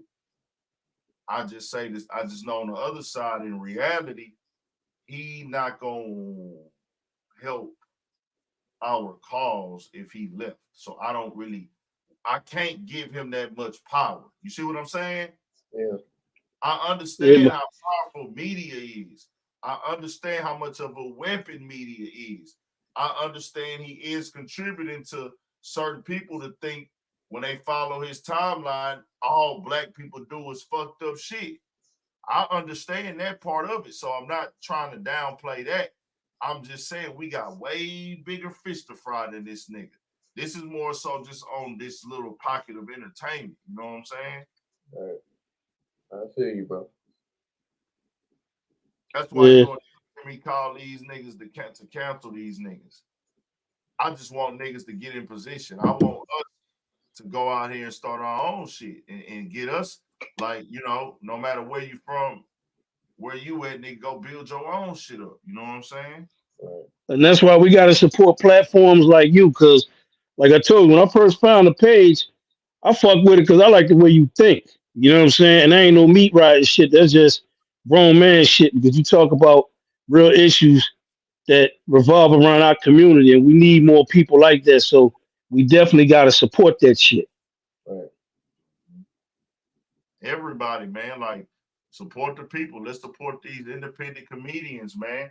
When they come, man, bro, I ain't gonna lie. I came in my head and started thinking like that, like, bro, even just liking an independent comedian post if he funny. If he got you to crack a smile, like his shit, bro, that means you liked it. That helps him go a long way, bro. It's free to support. Like, if it's a comedian out here in your city, your town, you put a good skit together and you crack the smile, there's no reason why you shouldn't like that on Instagram. That like right there helps him get to the next level. Because if he has 20,000 followers and 19,700 are too cool to hit the like button because they don't see big people liking it or big names, bro, stay at this same spot. Guess what? We don't get to the next level for everybody to start controlling our comedy. Now, and that's the thing going on in the comedy world, right? There's a lot of older comedians that have made money, became millionaires off of movies. They made it into Hollywood. But the game has changed because a lot of them didn't get their money. You know, you see Terrence Howard right now complaining over his bag off of Crash and his bag off of what's that shit? Hustle and Flow. Hustle and Flow, yeah. He complaining about both of those bags, as he should. Like, man, they really played on me and got the damn song, the song that did all them big numbers, made the money, got the Grammy, but he gets no credit on the song because the song is a character, it's performed by a character that they own. Yeah. So I perform a whole song, it's my voice. I made the music, but I get paid no money from it. You gotta be independent, bro. These people in the higher ups, like these in the movies and all that, they don't care about. They only care about profiting off of you. That's it. You know, that's the business. That's how they look at this shit. Yeah. Business, man. Yeah. So Business. and they mind business. That's how people think, and that's why you got to be wary of the people you deal with. When people say business is business, yeah, business is business, but at the same time, business is bullshit. Because you can call something doing business when you know you clearly fucking over somebody, and you know that they don't know that you fucking over. See, these labels and these higher ups, they capitalizing off of people want, need, and hunger for success. Like, I'm gonna capitalize off of the fact I know you don't got it. I know that you in your mind, you feel like you don't have the opportunity or you can't even afford to turn this shit down. I go back to Chief Keef. When Chief Keef first signed, you know, he talked a lot more. I remember when Chief Keef was interviewing with somebody, I don't know who it was. Maybe it was Noisy, or maybe it was one of the radio stations. Maybe it was Breakfast Club. And nigga was like, man, where I'm from, man, ain't no saying fuck a deal. Because that was a conversation back then in 2011, 2012. 2011, 2012, the conversation was like, niggas was saying fuck a deal back then. Fuck a record deal, I don't need a record deal. So when he got asked that nigga said, man, bro, where I'm from, it's so fucked up, man. Motherfucker coming to you about a record deal, ain't no saying fuck a record deal, nigga. Right. So I want y'all to look at this, bro. This is Vlad's Instagram page. I don't know if you ever seen that video of Tory Lanez. He had made a video about how he's like, yo, bro, we don't even need these record labels for real, bro. We don't need them. But it's like do because they at the highest level, because they control the infrastructure at the highest level. And the thing is, the infrastructure at the highest level is where all the eyes are at for the bigger money. They got the biggest audience. And what's crazy is that the people and the consumers of music are programmed to be on Spotify, YouTube, Twitter, Instagram, Apple, TikTok, right. YouTube Music. The thing is, people know, bro, this is where everybody holds all their other music at. This is where people paying the $10 a month. You fight against the grain of the people if you try to create a platform that people are not even on. So you gotta play a little ball all the time, bro, because of the structure that got there first. You see what I'm saying? And Vlad last post, let me see how many. From the Wyclef Jean post. Just remember Wyclef Jean. So that's 1, 2, 3, 4, 5, 6, 7, 8, 9. Hold on. 10, 11, 12, 13, 14, 15, 16, 17, 18, 19, 20, 21, 22, 23, 24, 25, 26, 27, and 28, 29, 30, 31, 32, 33, 34, 35, 36. So in the last 36 posts that Vlad posted to his Instagram, 1, 2, 3, 4, 5,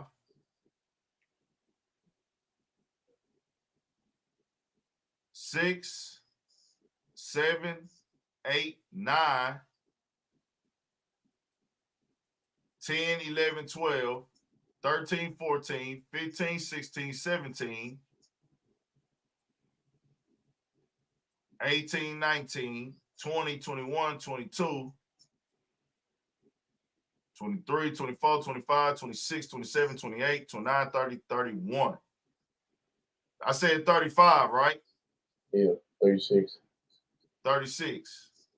So 31 out of 36 DJ Vlad last post.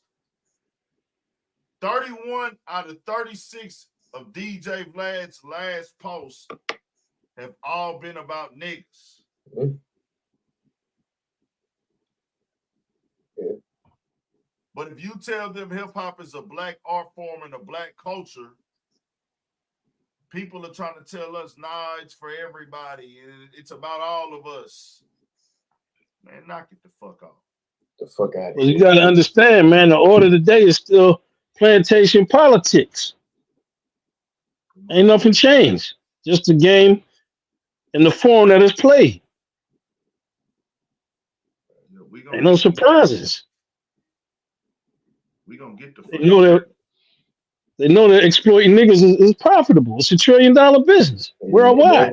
They never want to give us credit for what the fuck we started. Nigga, hip hop is ours, bro.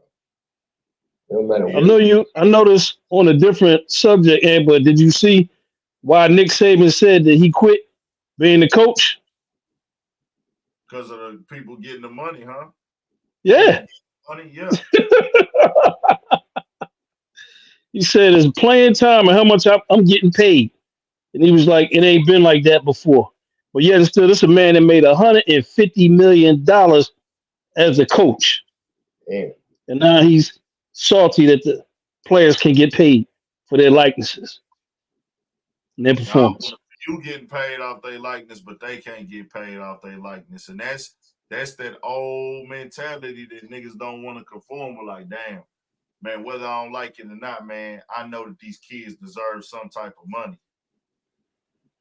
And let's be for real, it ain't like they paying these niggas $20 million a year. That's some jealousy shit right there, though, in my opinion. They not paying them $20 million a year. They paying a few million for the top. I think Ronnie James was getting the most. That was like $6 million. Ronnie James got like $6 million. That was the top. I think Archie Manning got like 4, and then I think Shador got like 2. So a lot of these players are getting in the hundreds of thousands, if that, but 40,000, bro, 50,000 a year for a college student. Why not, bro? It's a job. This is the job, man. I'm going to work every day. But look at the attitude. When a certain group of people can no longer profit exclusively from somebody else's labor, now they don't even want to play the game no more. And they go to crying and complaining, oh, this ain't right. This ain't fair. It's messing up the game. Oh, I feel like I can't tell them what to do no more. Bow down to me how I had it first. I missed a piece of my video, bro. I missed the piece. I missed the key point in my video earlier today with the Charleston way. I should have been highlighted how these two niggas was like these two white dudes, these two Jewish dudes are beefing over niggas. Like I'm That's funny. You know what I'm gonna say, man. I'm gonna say tread lightly, man, because of the platform we on. But that sound like some plantation shit, don't it? No, but you know how I word it. You know, I mean, you know, they do what they want to do. But you see how I'm wording that shit. Yeah, but it sounds like some plantation shit. From one slave master to the next. Like, no, you can't be easy on them. You got to go ahead and stake your claim. But see, that's the whole thing.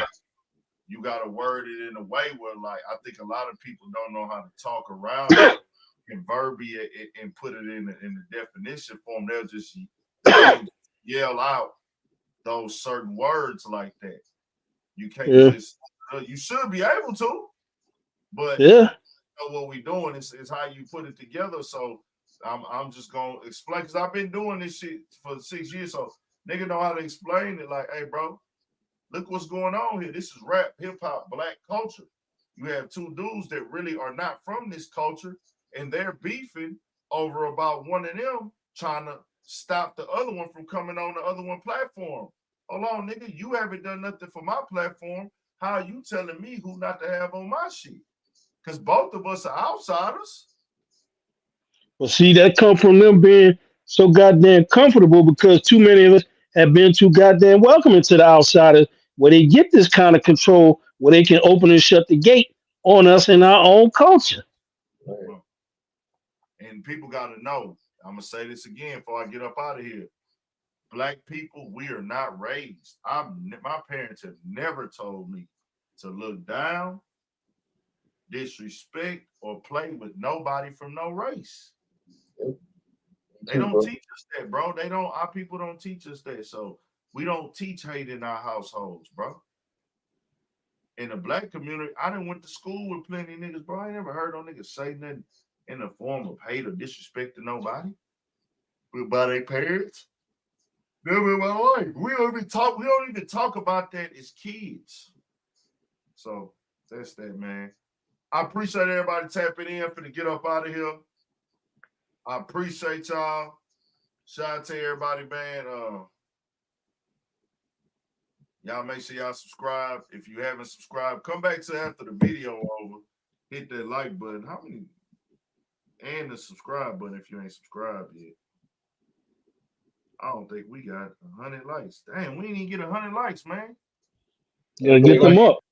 Go like the video, But and I be trying to, I'm gonna be real.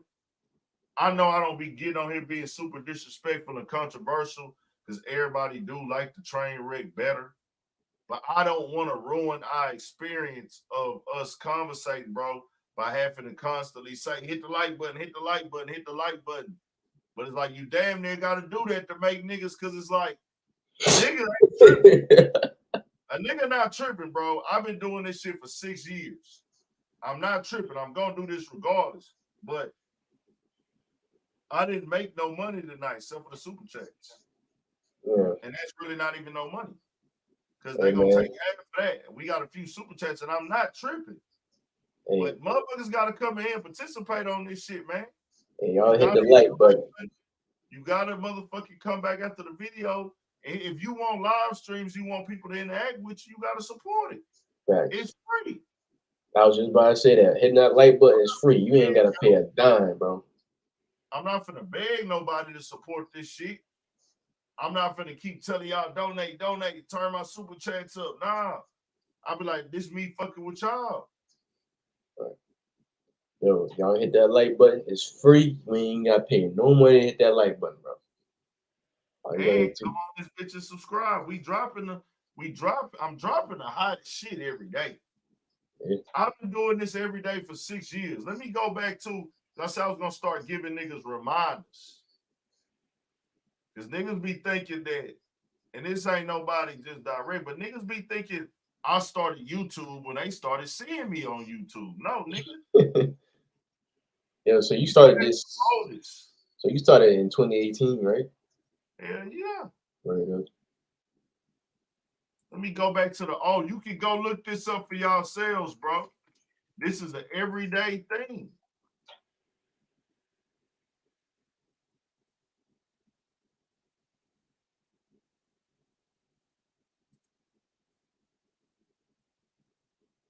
Click the videos.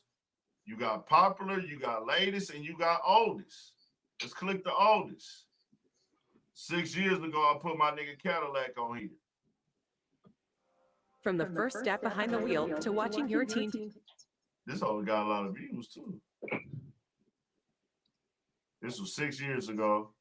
This was 2017. I put this on here. I wasn't really just doing the news and nothing like that shit. This is your first video? Seville on fire. That's a nice car. First video. Still got a couple little things to do to it. Say he almost complete though. For poking on real H-time shit. Paint wig. This is 2017. Chrome I put that on there. Hold on.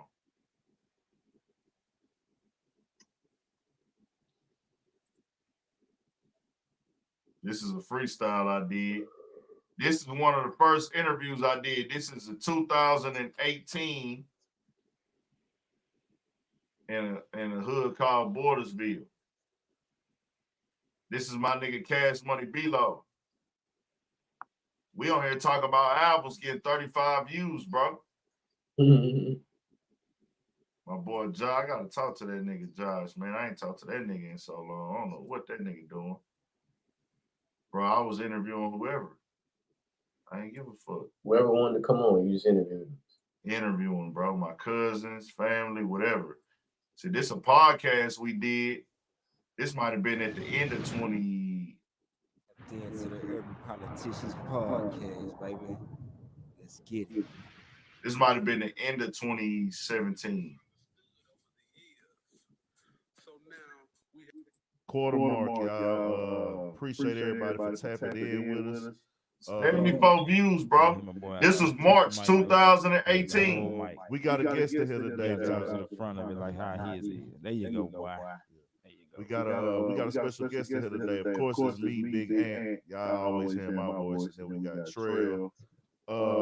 We don't know who the fuck BP is at still. That nigga MIA. Nobody's seen the nigga. Nobody's talked to the nigga. We don't know where the fuck he's at. But like I said, that's becoming his character, basically.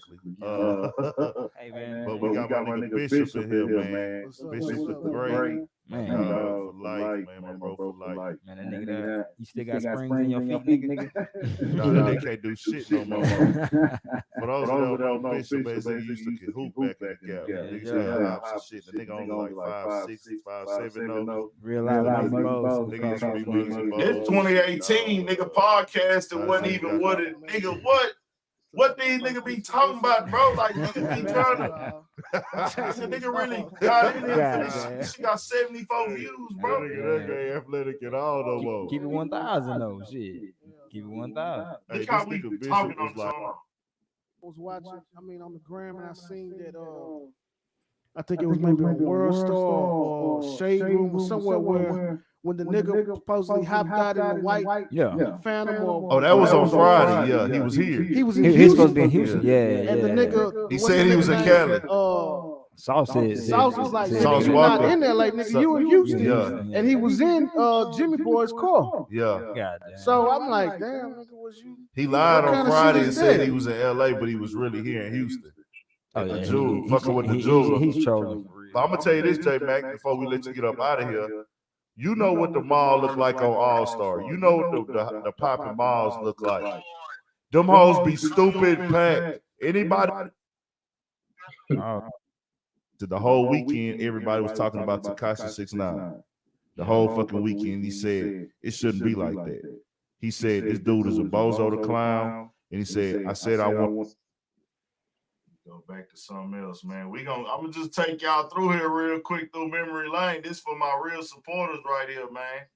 This for my people that really fuck with me, just showing y'all some of this process, bro. You gotta dive in the water when niggas are scared of what's in that bitch.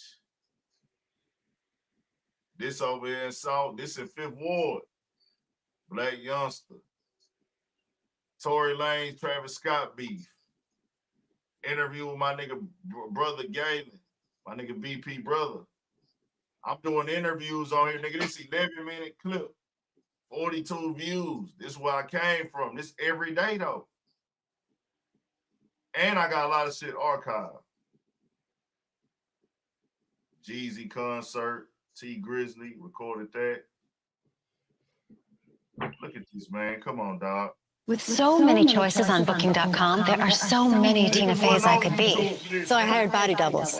Indoorsy Tina loves a deluxe suite. That tweet read, the label took my music down.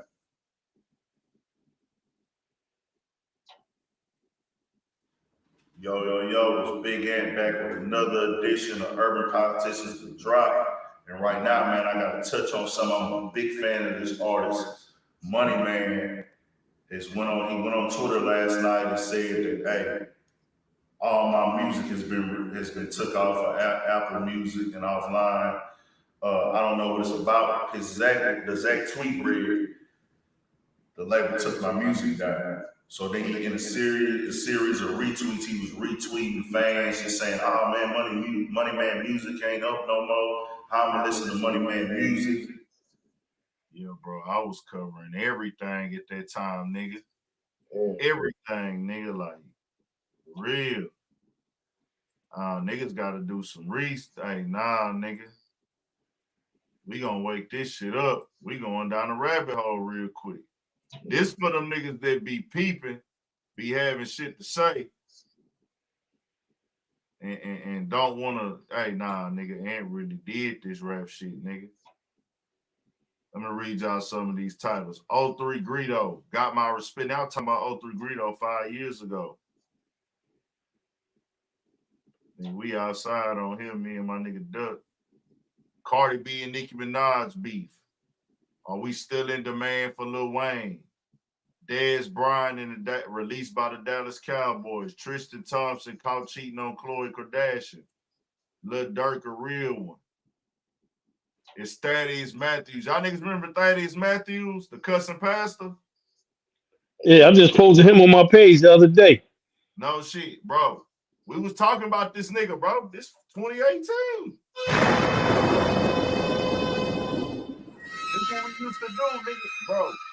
If we was doing this back, another edition of Urban Politicians The Drop. Got my nigga Duck in here with me again. Yeah, man. What it do? Another day in the hood chilling. Coming here talking all that shit. Yeah, man. Hey, one thing we gotta get into today, motherfucking Thaddeus Matthews, Pastor Thaddeus Matthews. Known as the cussing pastor. There's been a lot of people going at Thaddeus Matthews, talking about because he cursed and the shit he be saying. He be real raw, uncut.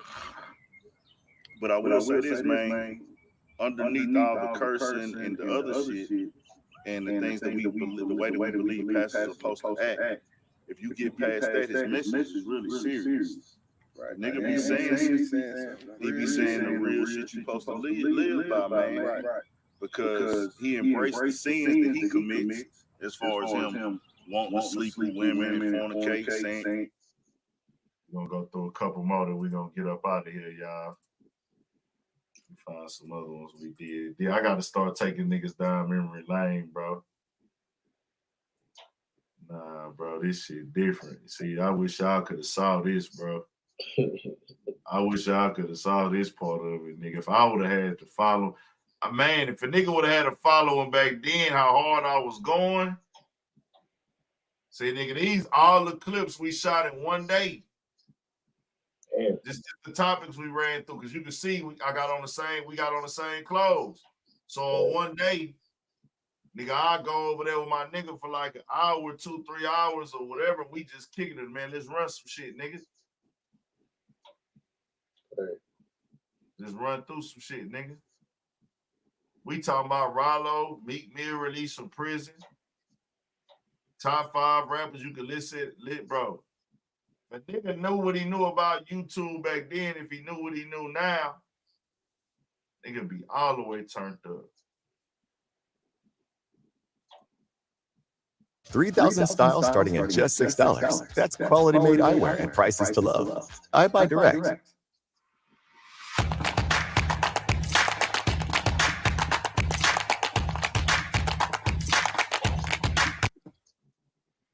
Then I heard, I seen when he said something about.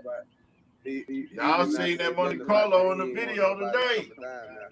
But no plug. Yeah, no plug for the video. I saw no plug. Go down there. Yeah, no Rollo plug. don't want y'all down there. So that's not true.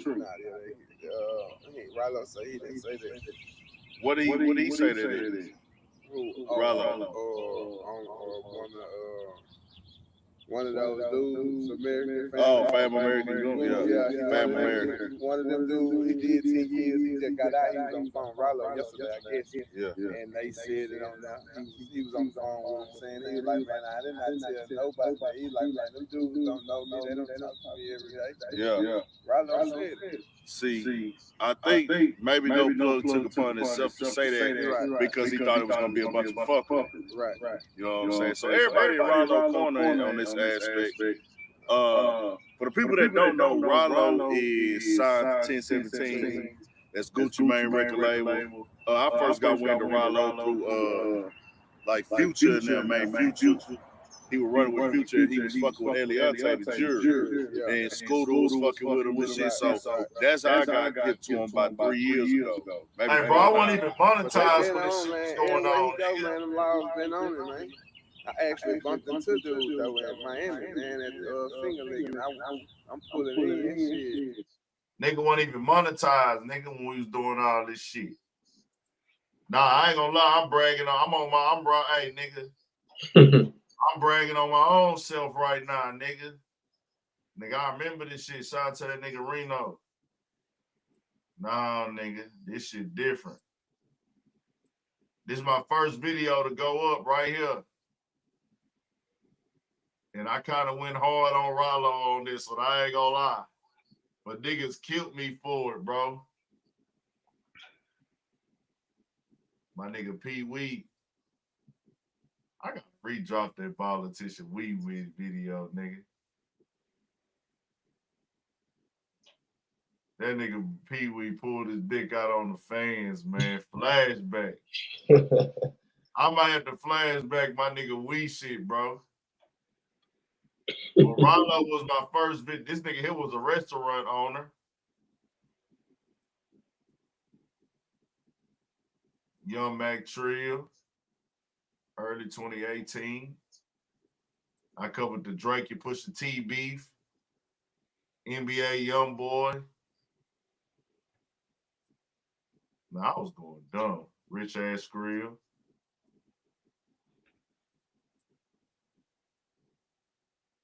O3 Greedo, C Murder, Meek Mill. My boy right here, he got a shout out to my boy Seth Turner. He got his own pet store. He a black man, a black-owned pet store, bro. So I cut my own hair, boy. Goddamn. Who cut your hair? I cut my own hair. Let me check you out. Turn around. Come on, hair. Let me check you out. Hey, Lou. Lou cut his own hair. Yeah. Put a little goddamn crazy cowboy. No. King Cobra. You put a little King Cobra. And Sher. And Sir. Cigarette. Yeah. Cut your hair. And powder. Yeah, on that little titty thing. Yeah. Oh, my bad. On the mic, y'all. Yeah. Where them hoes at? Where them hoes at? Yeah. Bottom on their Gucci. Yeah. That shit was echoing bad. no, it was good. Go through a little more, man. I done went down memory lane, man. This shit that took a nigga back, bro. I can't even lie to y'all, dog. It feels good to be here. I gotta keep on the way 1,000, man. I ain't gonna lie. It feels good to be back. It feels good to still be doing this shit, man. Kodak Black sentenced to a year in prison.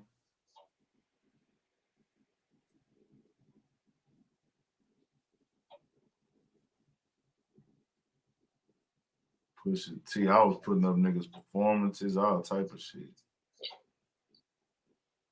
Hey, this video right here wasn't even my video, but I put it up. Gunna performs live at SOBs in New York. Whatchamacallit hit me to get that video. Genius. Genius emailed me in 2018 to get this video. Like they want to use it. And it wasn't even mine. I just grabbed that shit off that nigga's story. It's like, man, can we use that content? And I didn't respond to them in time, so they had already put everything together they was gonna do. Shout out to them, though. That was solid.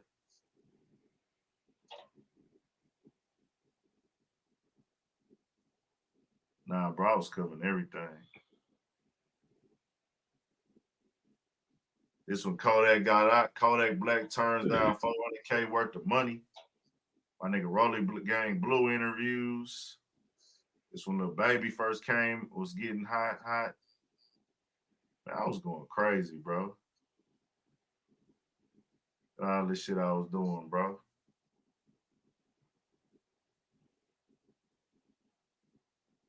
My boy Richie Rolex out of Philly. Thursday. Nah, bro, I went dumb.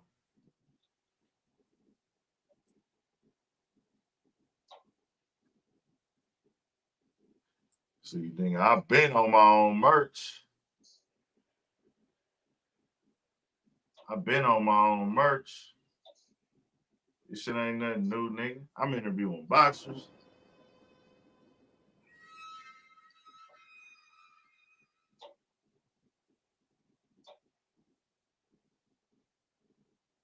I probably still got that fucking sweater too, nigga. I ain't wore that home forever.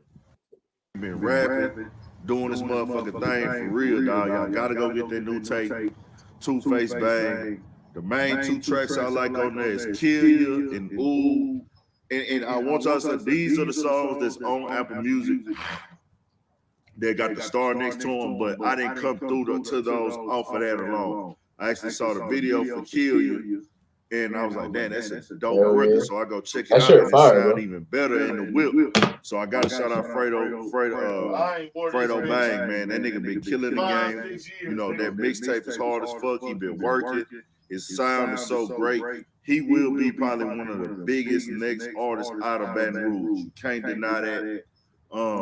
You know, man, that whole fucking Louisiana, man. Louisiana been going so hard lately. New Orleans, they trying. I'm seeing a few artists in New Orleans, they working. They just ain't up there with Baton Rouge yet. Baton Rouge got this undeniable talent right now.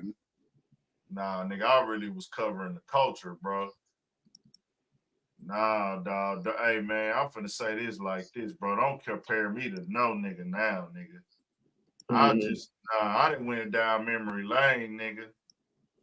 I done went down memory lane, bro. I'm looking at the shit I done did, and I'm just thinking, nah, nigga, I'm in the lane of my fucking own, bro. Nigga, we was ahead of our nigga. What I was ahead of my time, but even I had some of the homies just fucking with me on this shit when they could. And I wish I would have had more freedom and more time and more paper to just really like and really know how, because a nigga didn't know what to do. You know what I'm saying? Right. A nigga didn't know what to do. A nigga didn't know how to put shit together. Nigga didn't know how. Like, I knew how to get outside and record. That was never an issue. Getting outside and working. Getting outside and working was never a fucking issue.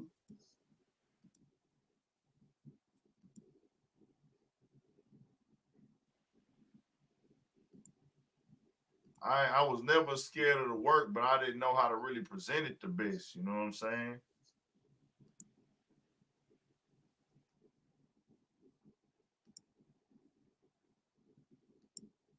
All these interviews a nigga did, man. He was going dumb. I was going dumb. Facts, bro. I know I'm talking y'all ear off with this shit, but I was going up, bro. Nipsey Hussle death.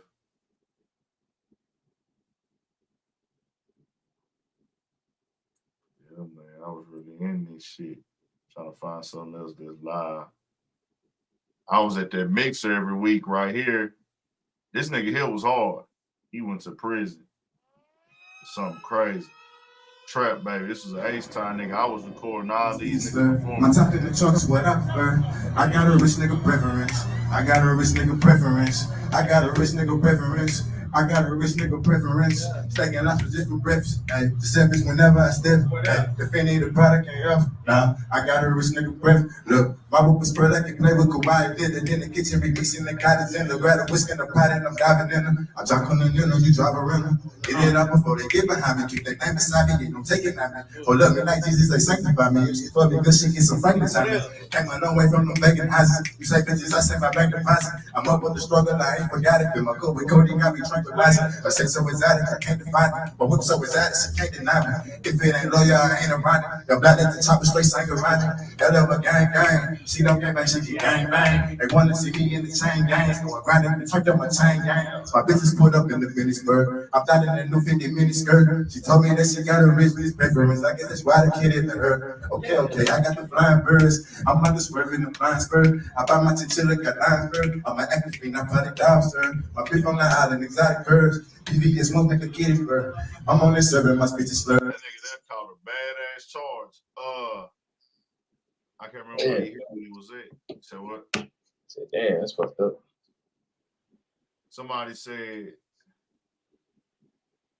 the South been ahead of the time. Where would we be without independent Southern hip hop? Nowhere. Nah, no bullshit. The South that took over the fucking rap game. They don't took over. It been over. They took over 20 years ago.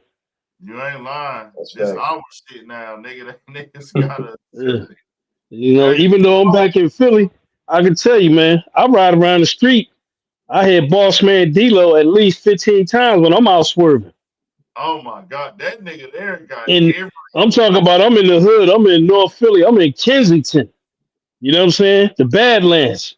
Boss Man D-Lo pushing out of somebody, you know what I'm saying, truck, somebody's car. Puerto Ricans dropping it. You know what I'm saying? So the South been here for a minute.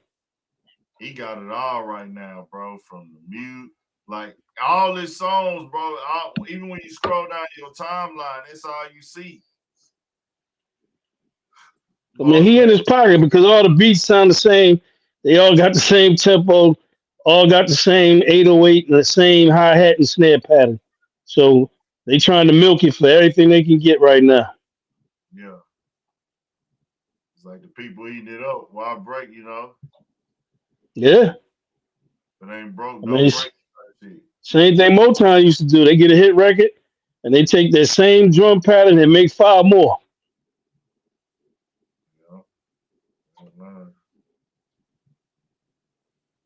This is on the block interview right here.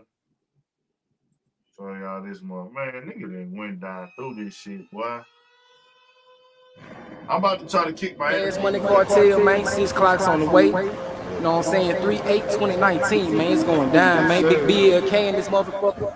Hey, man, it's family, man. We all up out here, man. In the 6, man. It's going down, man, for real. Yeah, man. We out here at Grace Point, Northside, H-Town, Texas, right here at the Chimney Chans, man. Yeah, man. They know what's Had to going come fuck with the boy Doug Fans and Yola, man. Well, Yola, right there. They just knocked out the video and shit, man. You feel me? Yeah, let them know who you is. Big King shit, S5 Yola, you feel me? Follow me on S5 Yola, everything. YouTube, IG, everything, S5 Yola. S5 Yola. Yes, sir. Now, I came across y'all, my nigga, Low.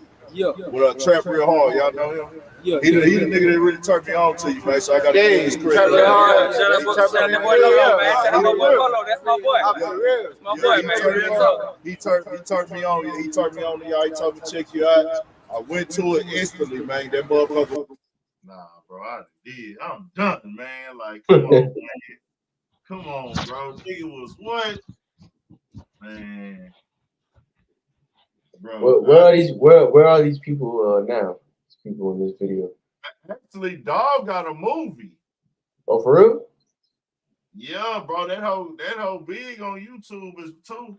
Oh shit. Which one? The one in the camo? Not Don 20 bands. 20 bands. Right. He just did a video shoot recently, but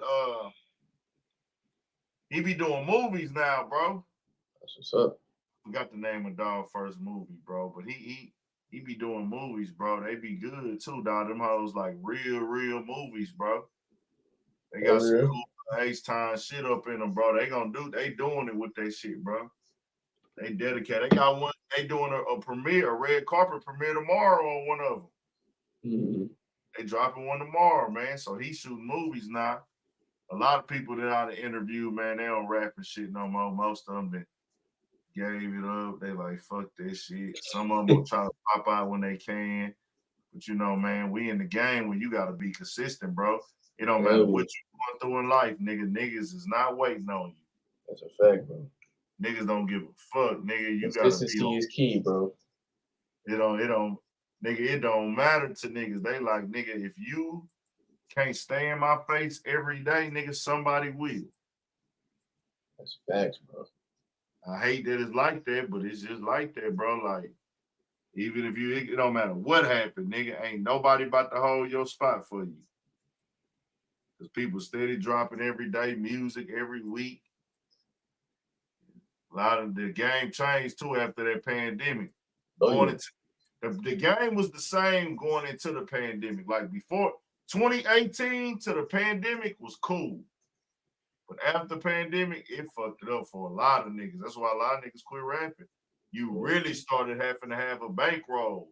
And the bankroll you had to start having was really the image.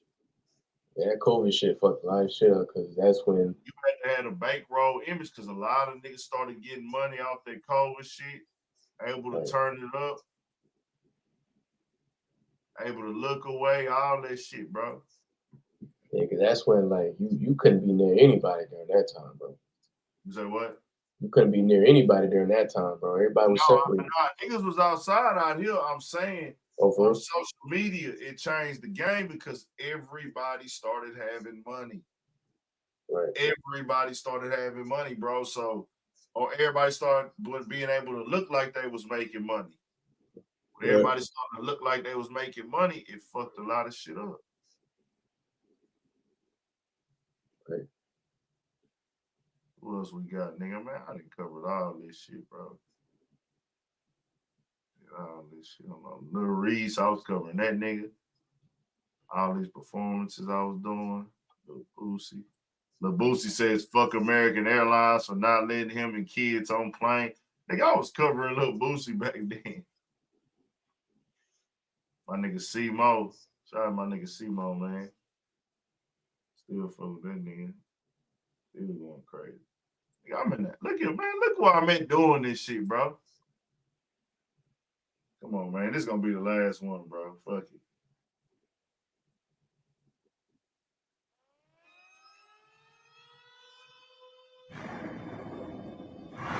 Yo, it's Big Ant, man. We back. Another edition of Urban Politicians TV. Yeah, out here with the homie Sticky Flow. Hey, man, you got to say your last name. I don't even know how to say it right. Hey, they can't pronounce the last name, man. Sticky Fleur, no, man. Remember that Fleur. You know what I'm saying? Fleur for short, y'all. What's happening, man? We out here, man. My boy hit 1 million views, man. Shout out, nigga. Real deal, man. Yeah. I can't do nothing but show love for that shit. Real deal, man. Man, that was when the channel hit show yourself one time. Oh, That man, shit too fucking crazy. We good. They know what a nigga look like and shit. You know what I'm saying? That was 1 million views total on the channel with everything. Damn, just a minute ago. Trying to hit the million I probably mark, got like love, man. 50 People showing love all day today on that shit. Yeah, that's solid, man. Hey, nah, man. you know what I'm saying? I've been seeing you doing your thing up here at the Northside 420, Houston 420 Smoke Shop mixing and shit. Yeah. You been coming through with some shit, and I seen your performance the first week, and I was like, okay, that nigga talking some shit on that hoe. Then I ended up seeing you come back again. You was talking some more shit.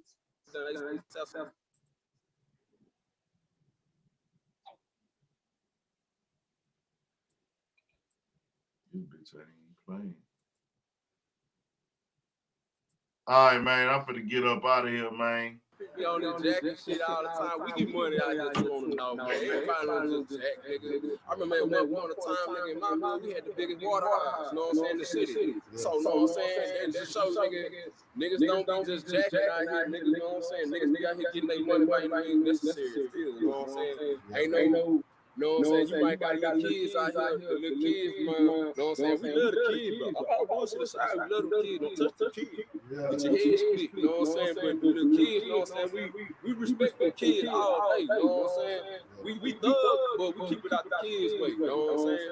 Keep that shit out the kids' way. You know what I'm saying? Because they the next generation. You know what I'm saying? They gotta be better than what the fuck we was doing. So we need the youth here. But on the stead, you know what I'm saying? It just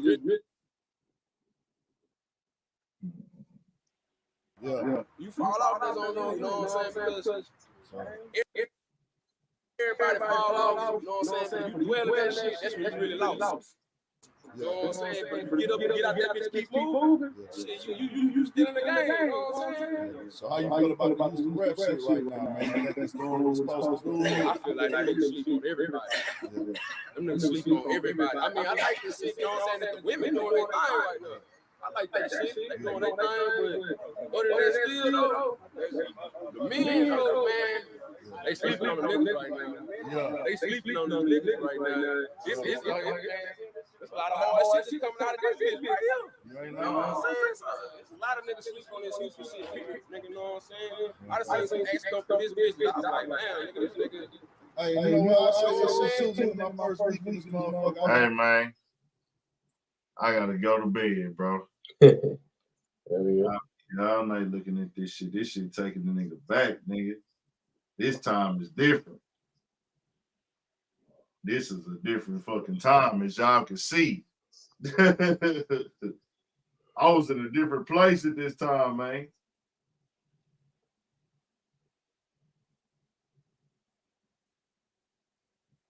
Y'all stay up, man. I appreciate y'all. Make sure y'all subscribe to this motherfucker, man. We'll be back.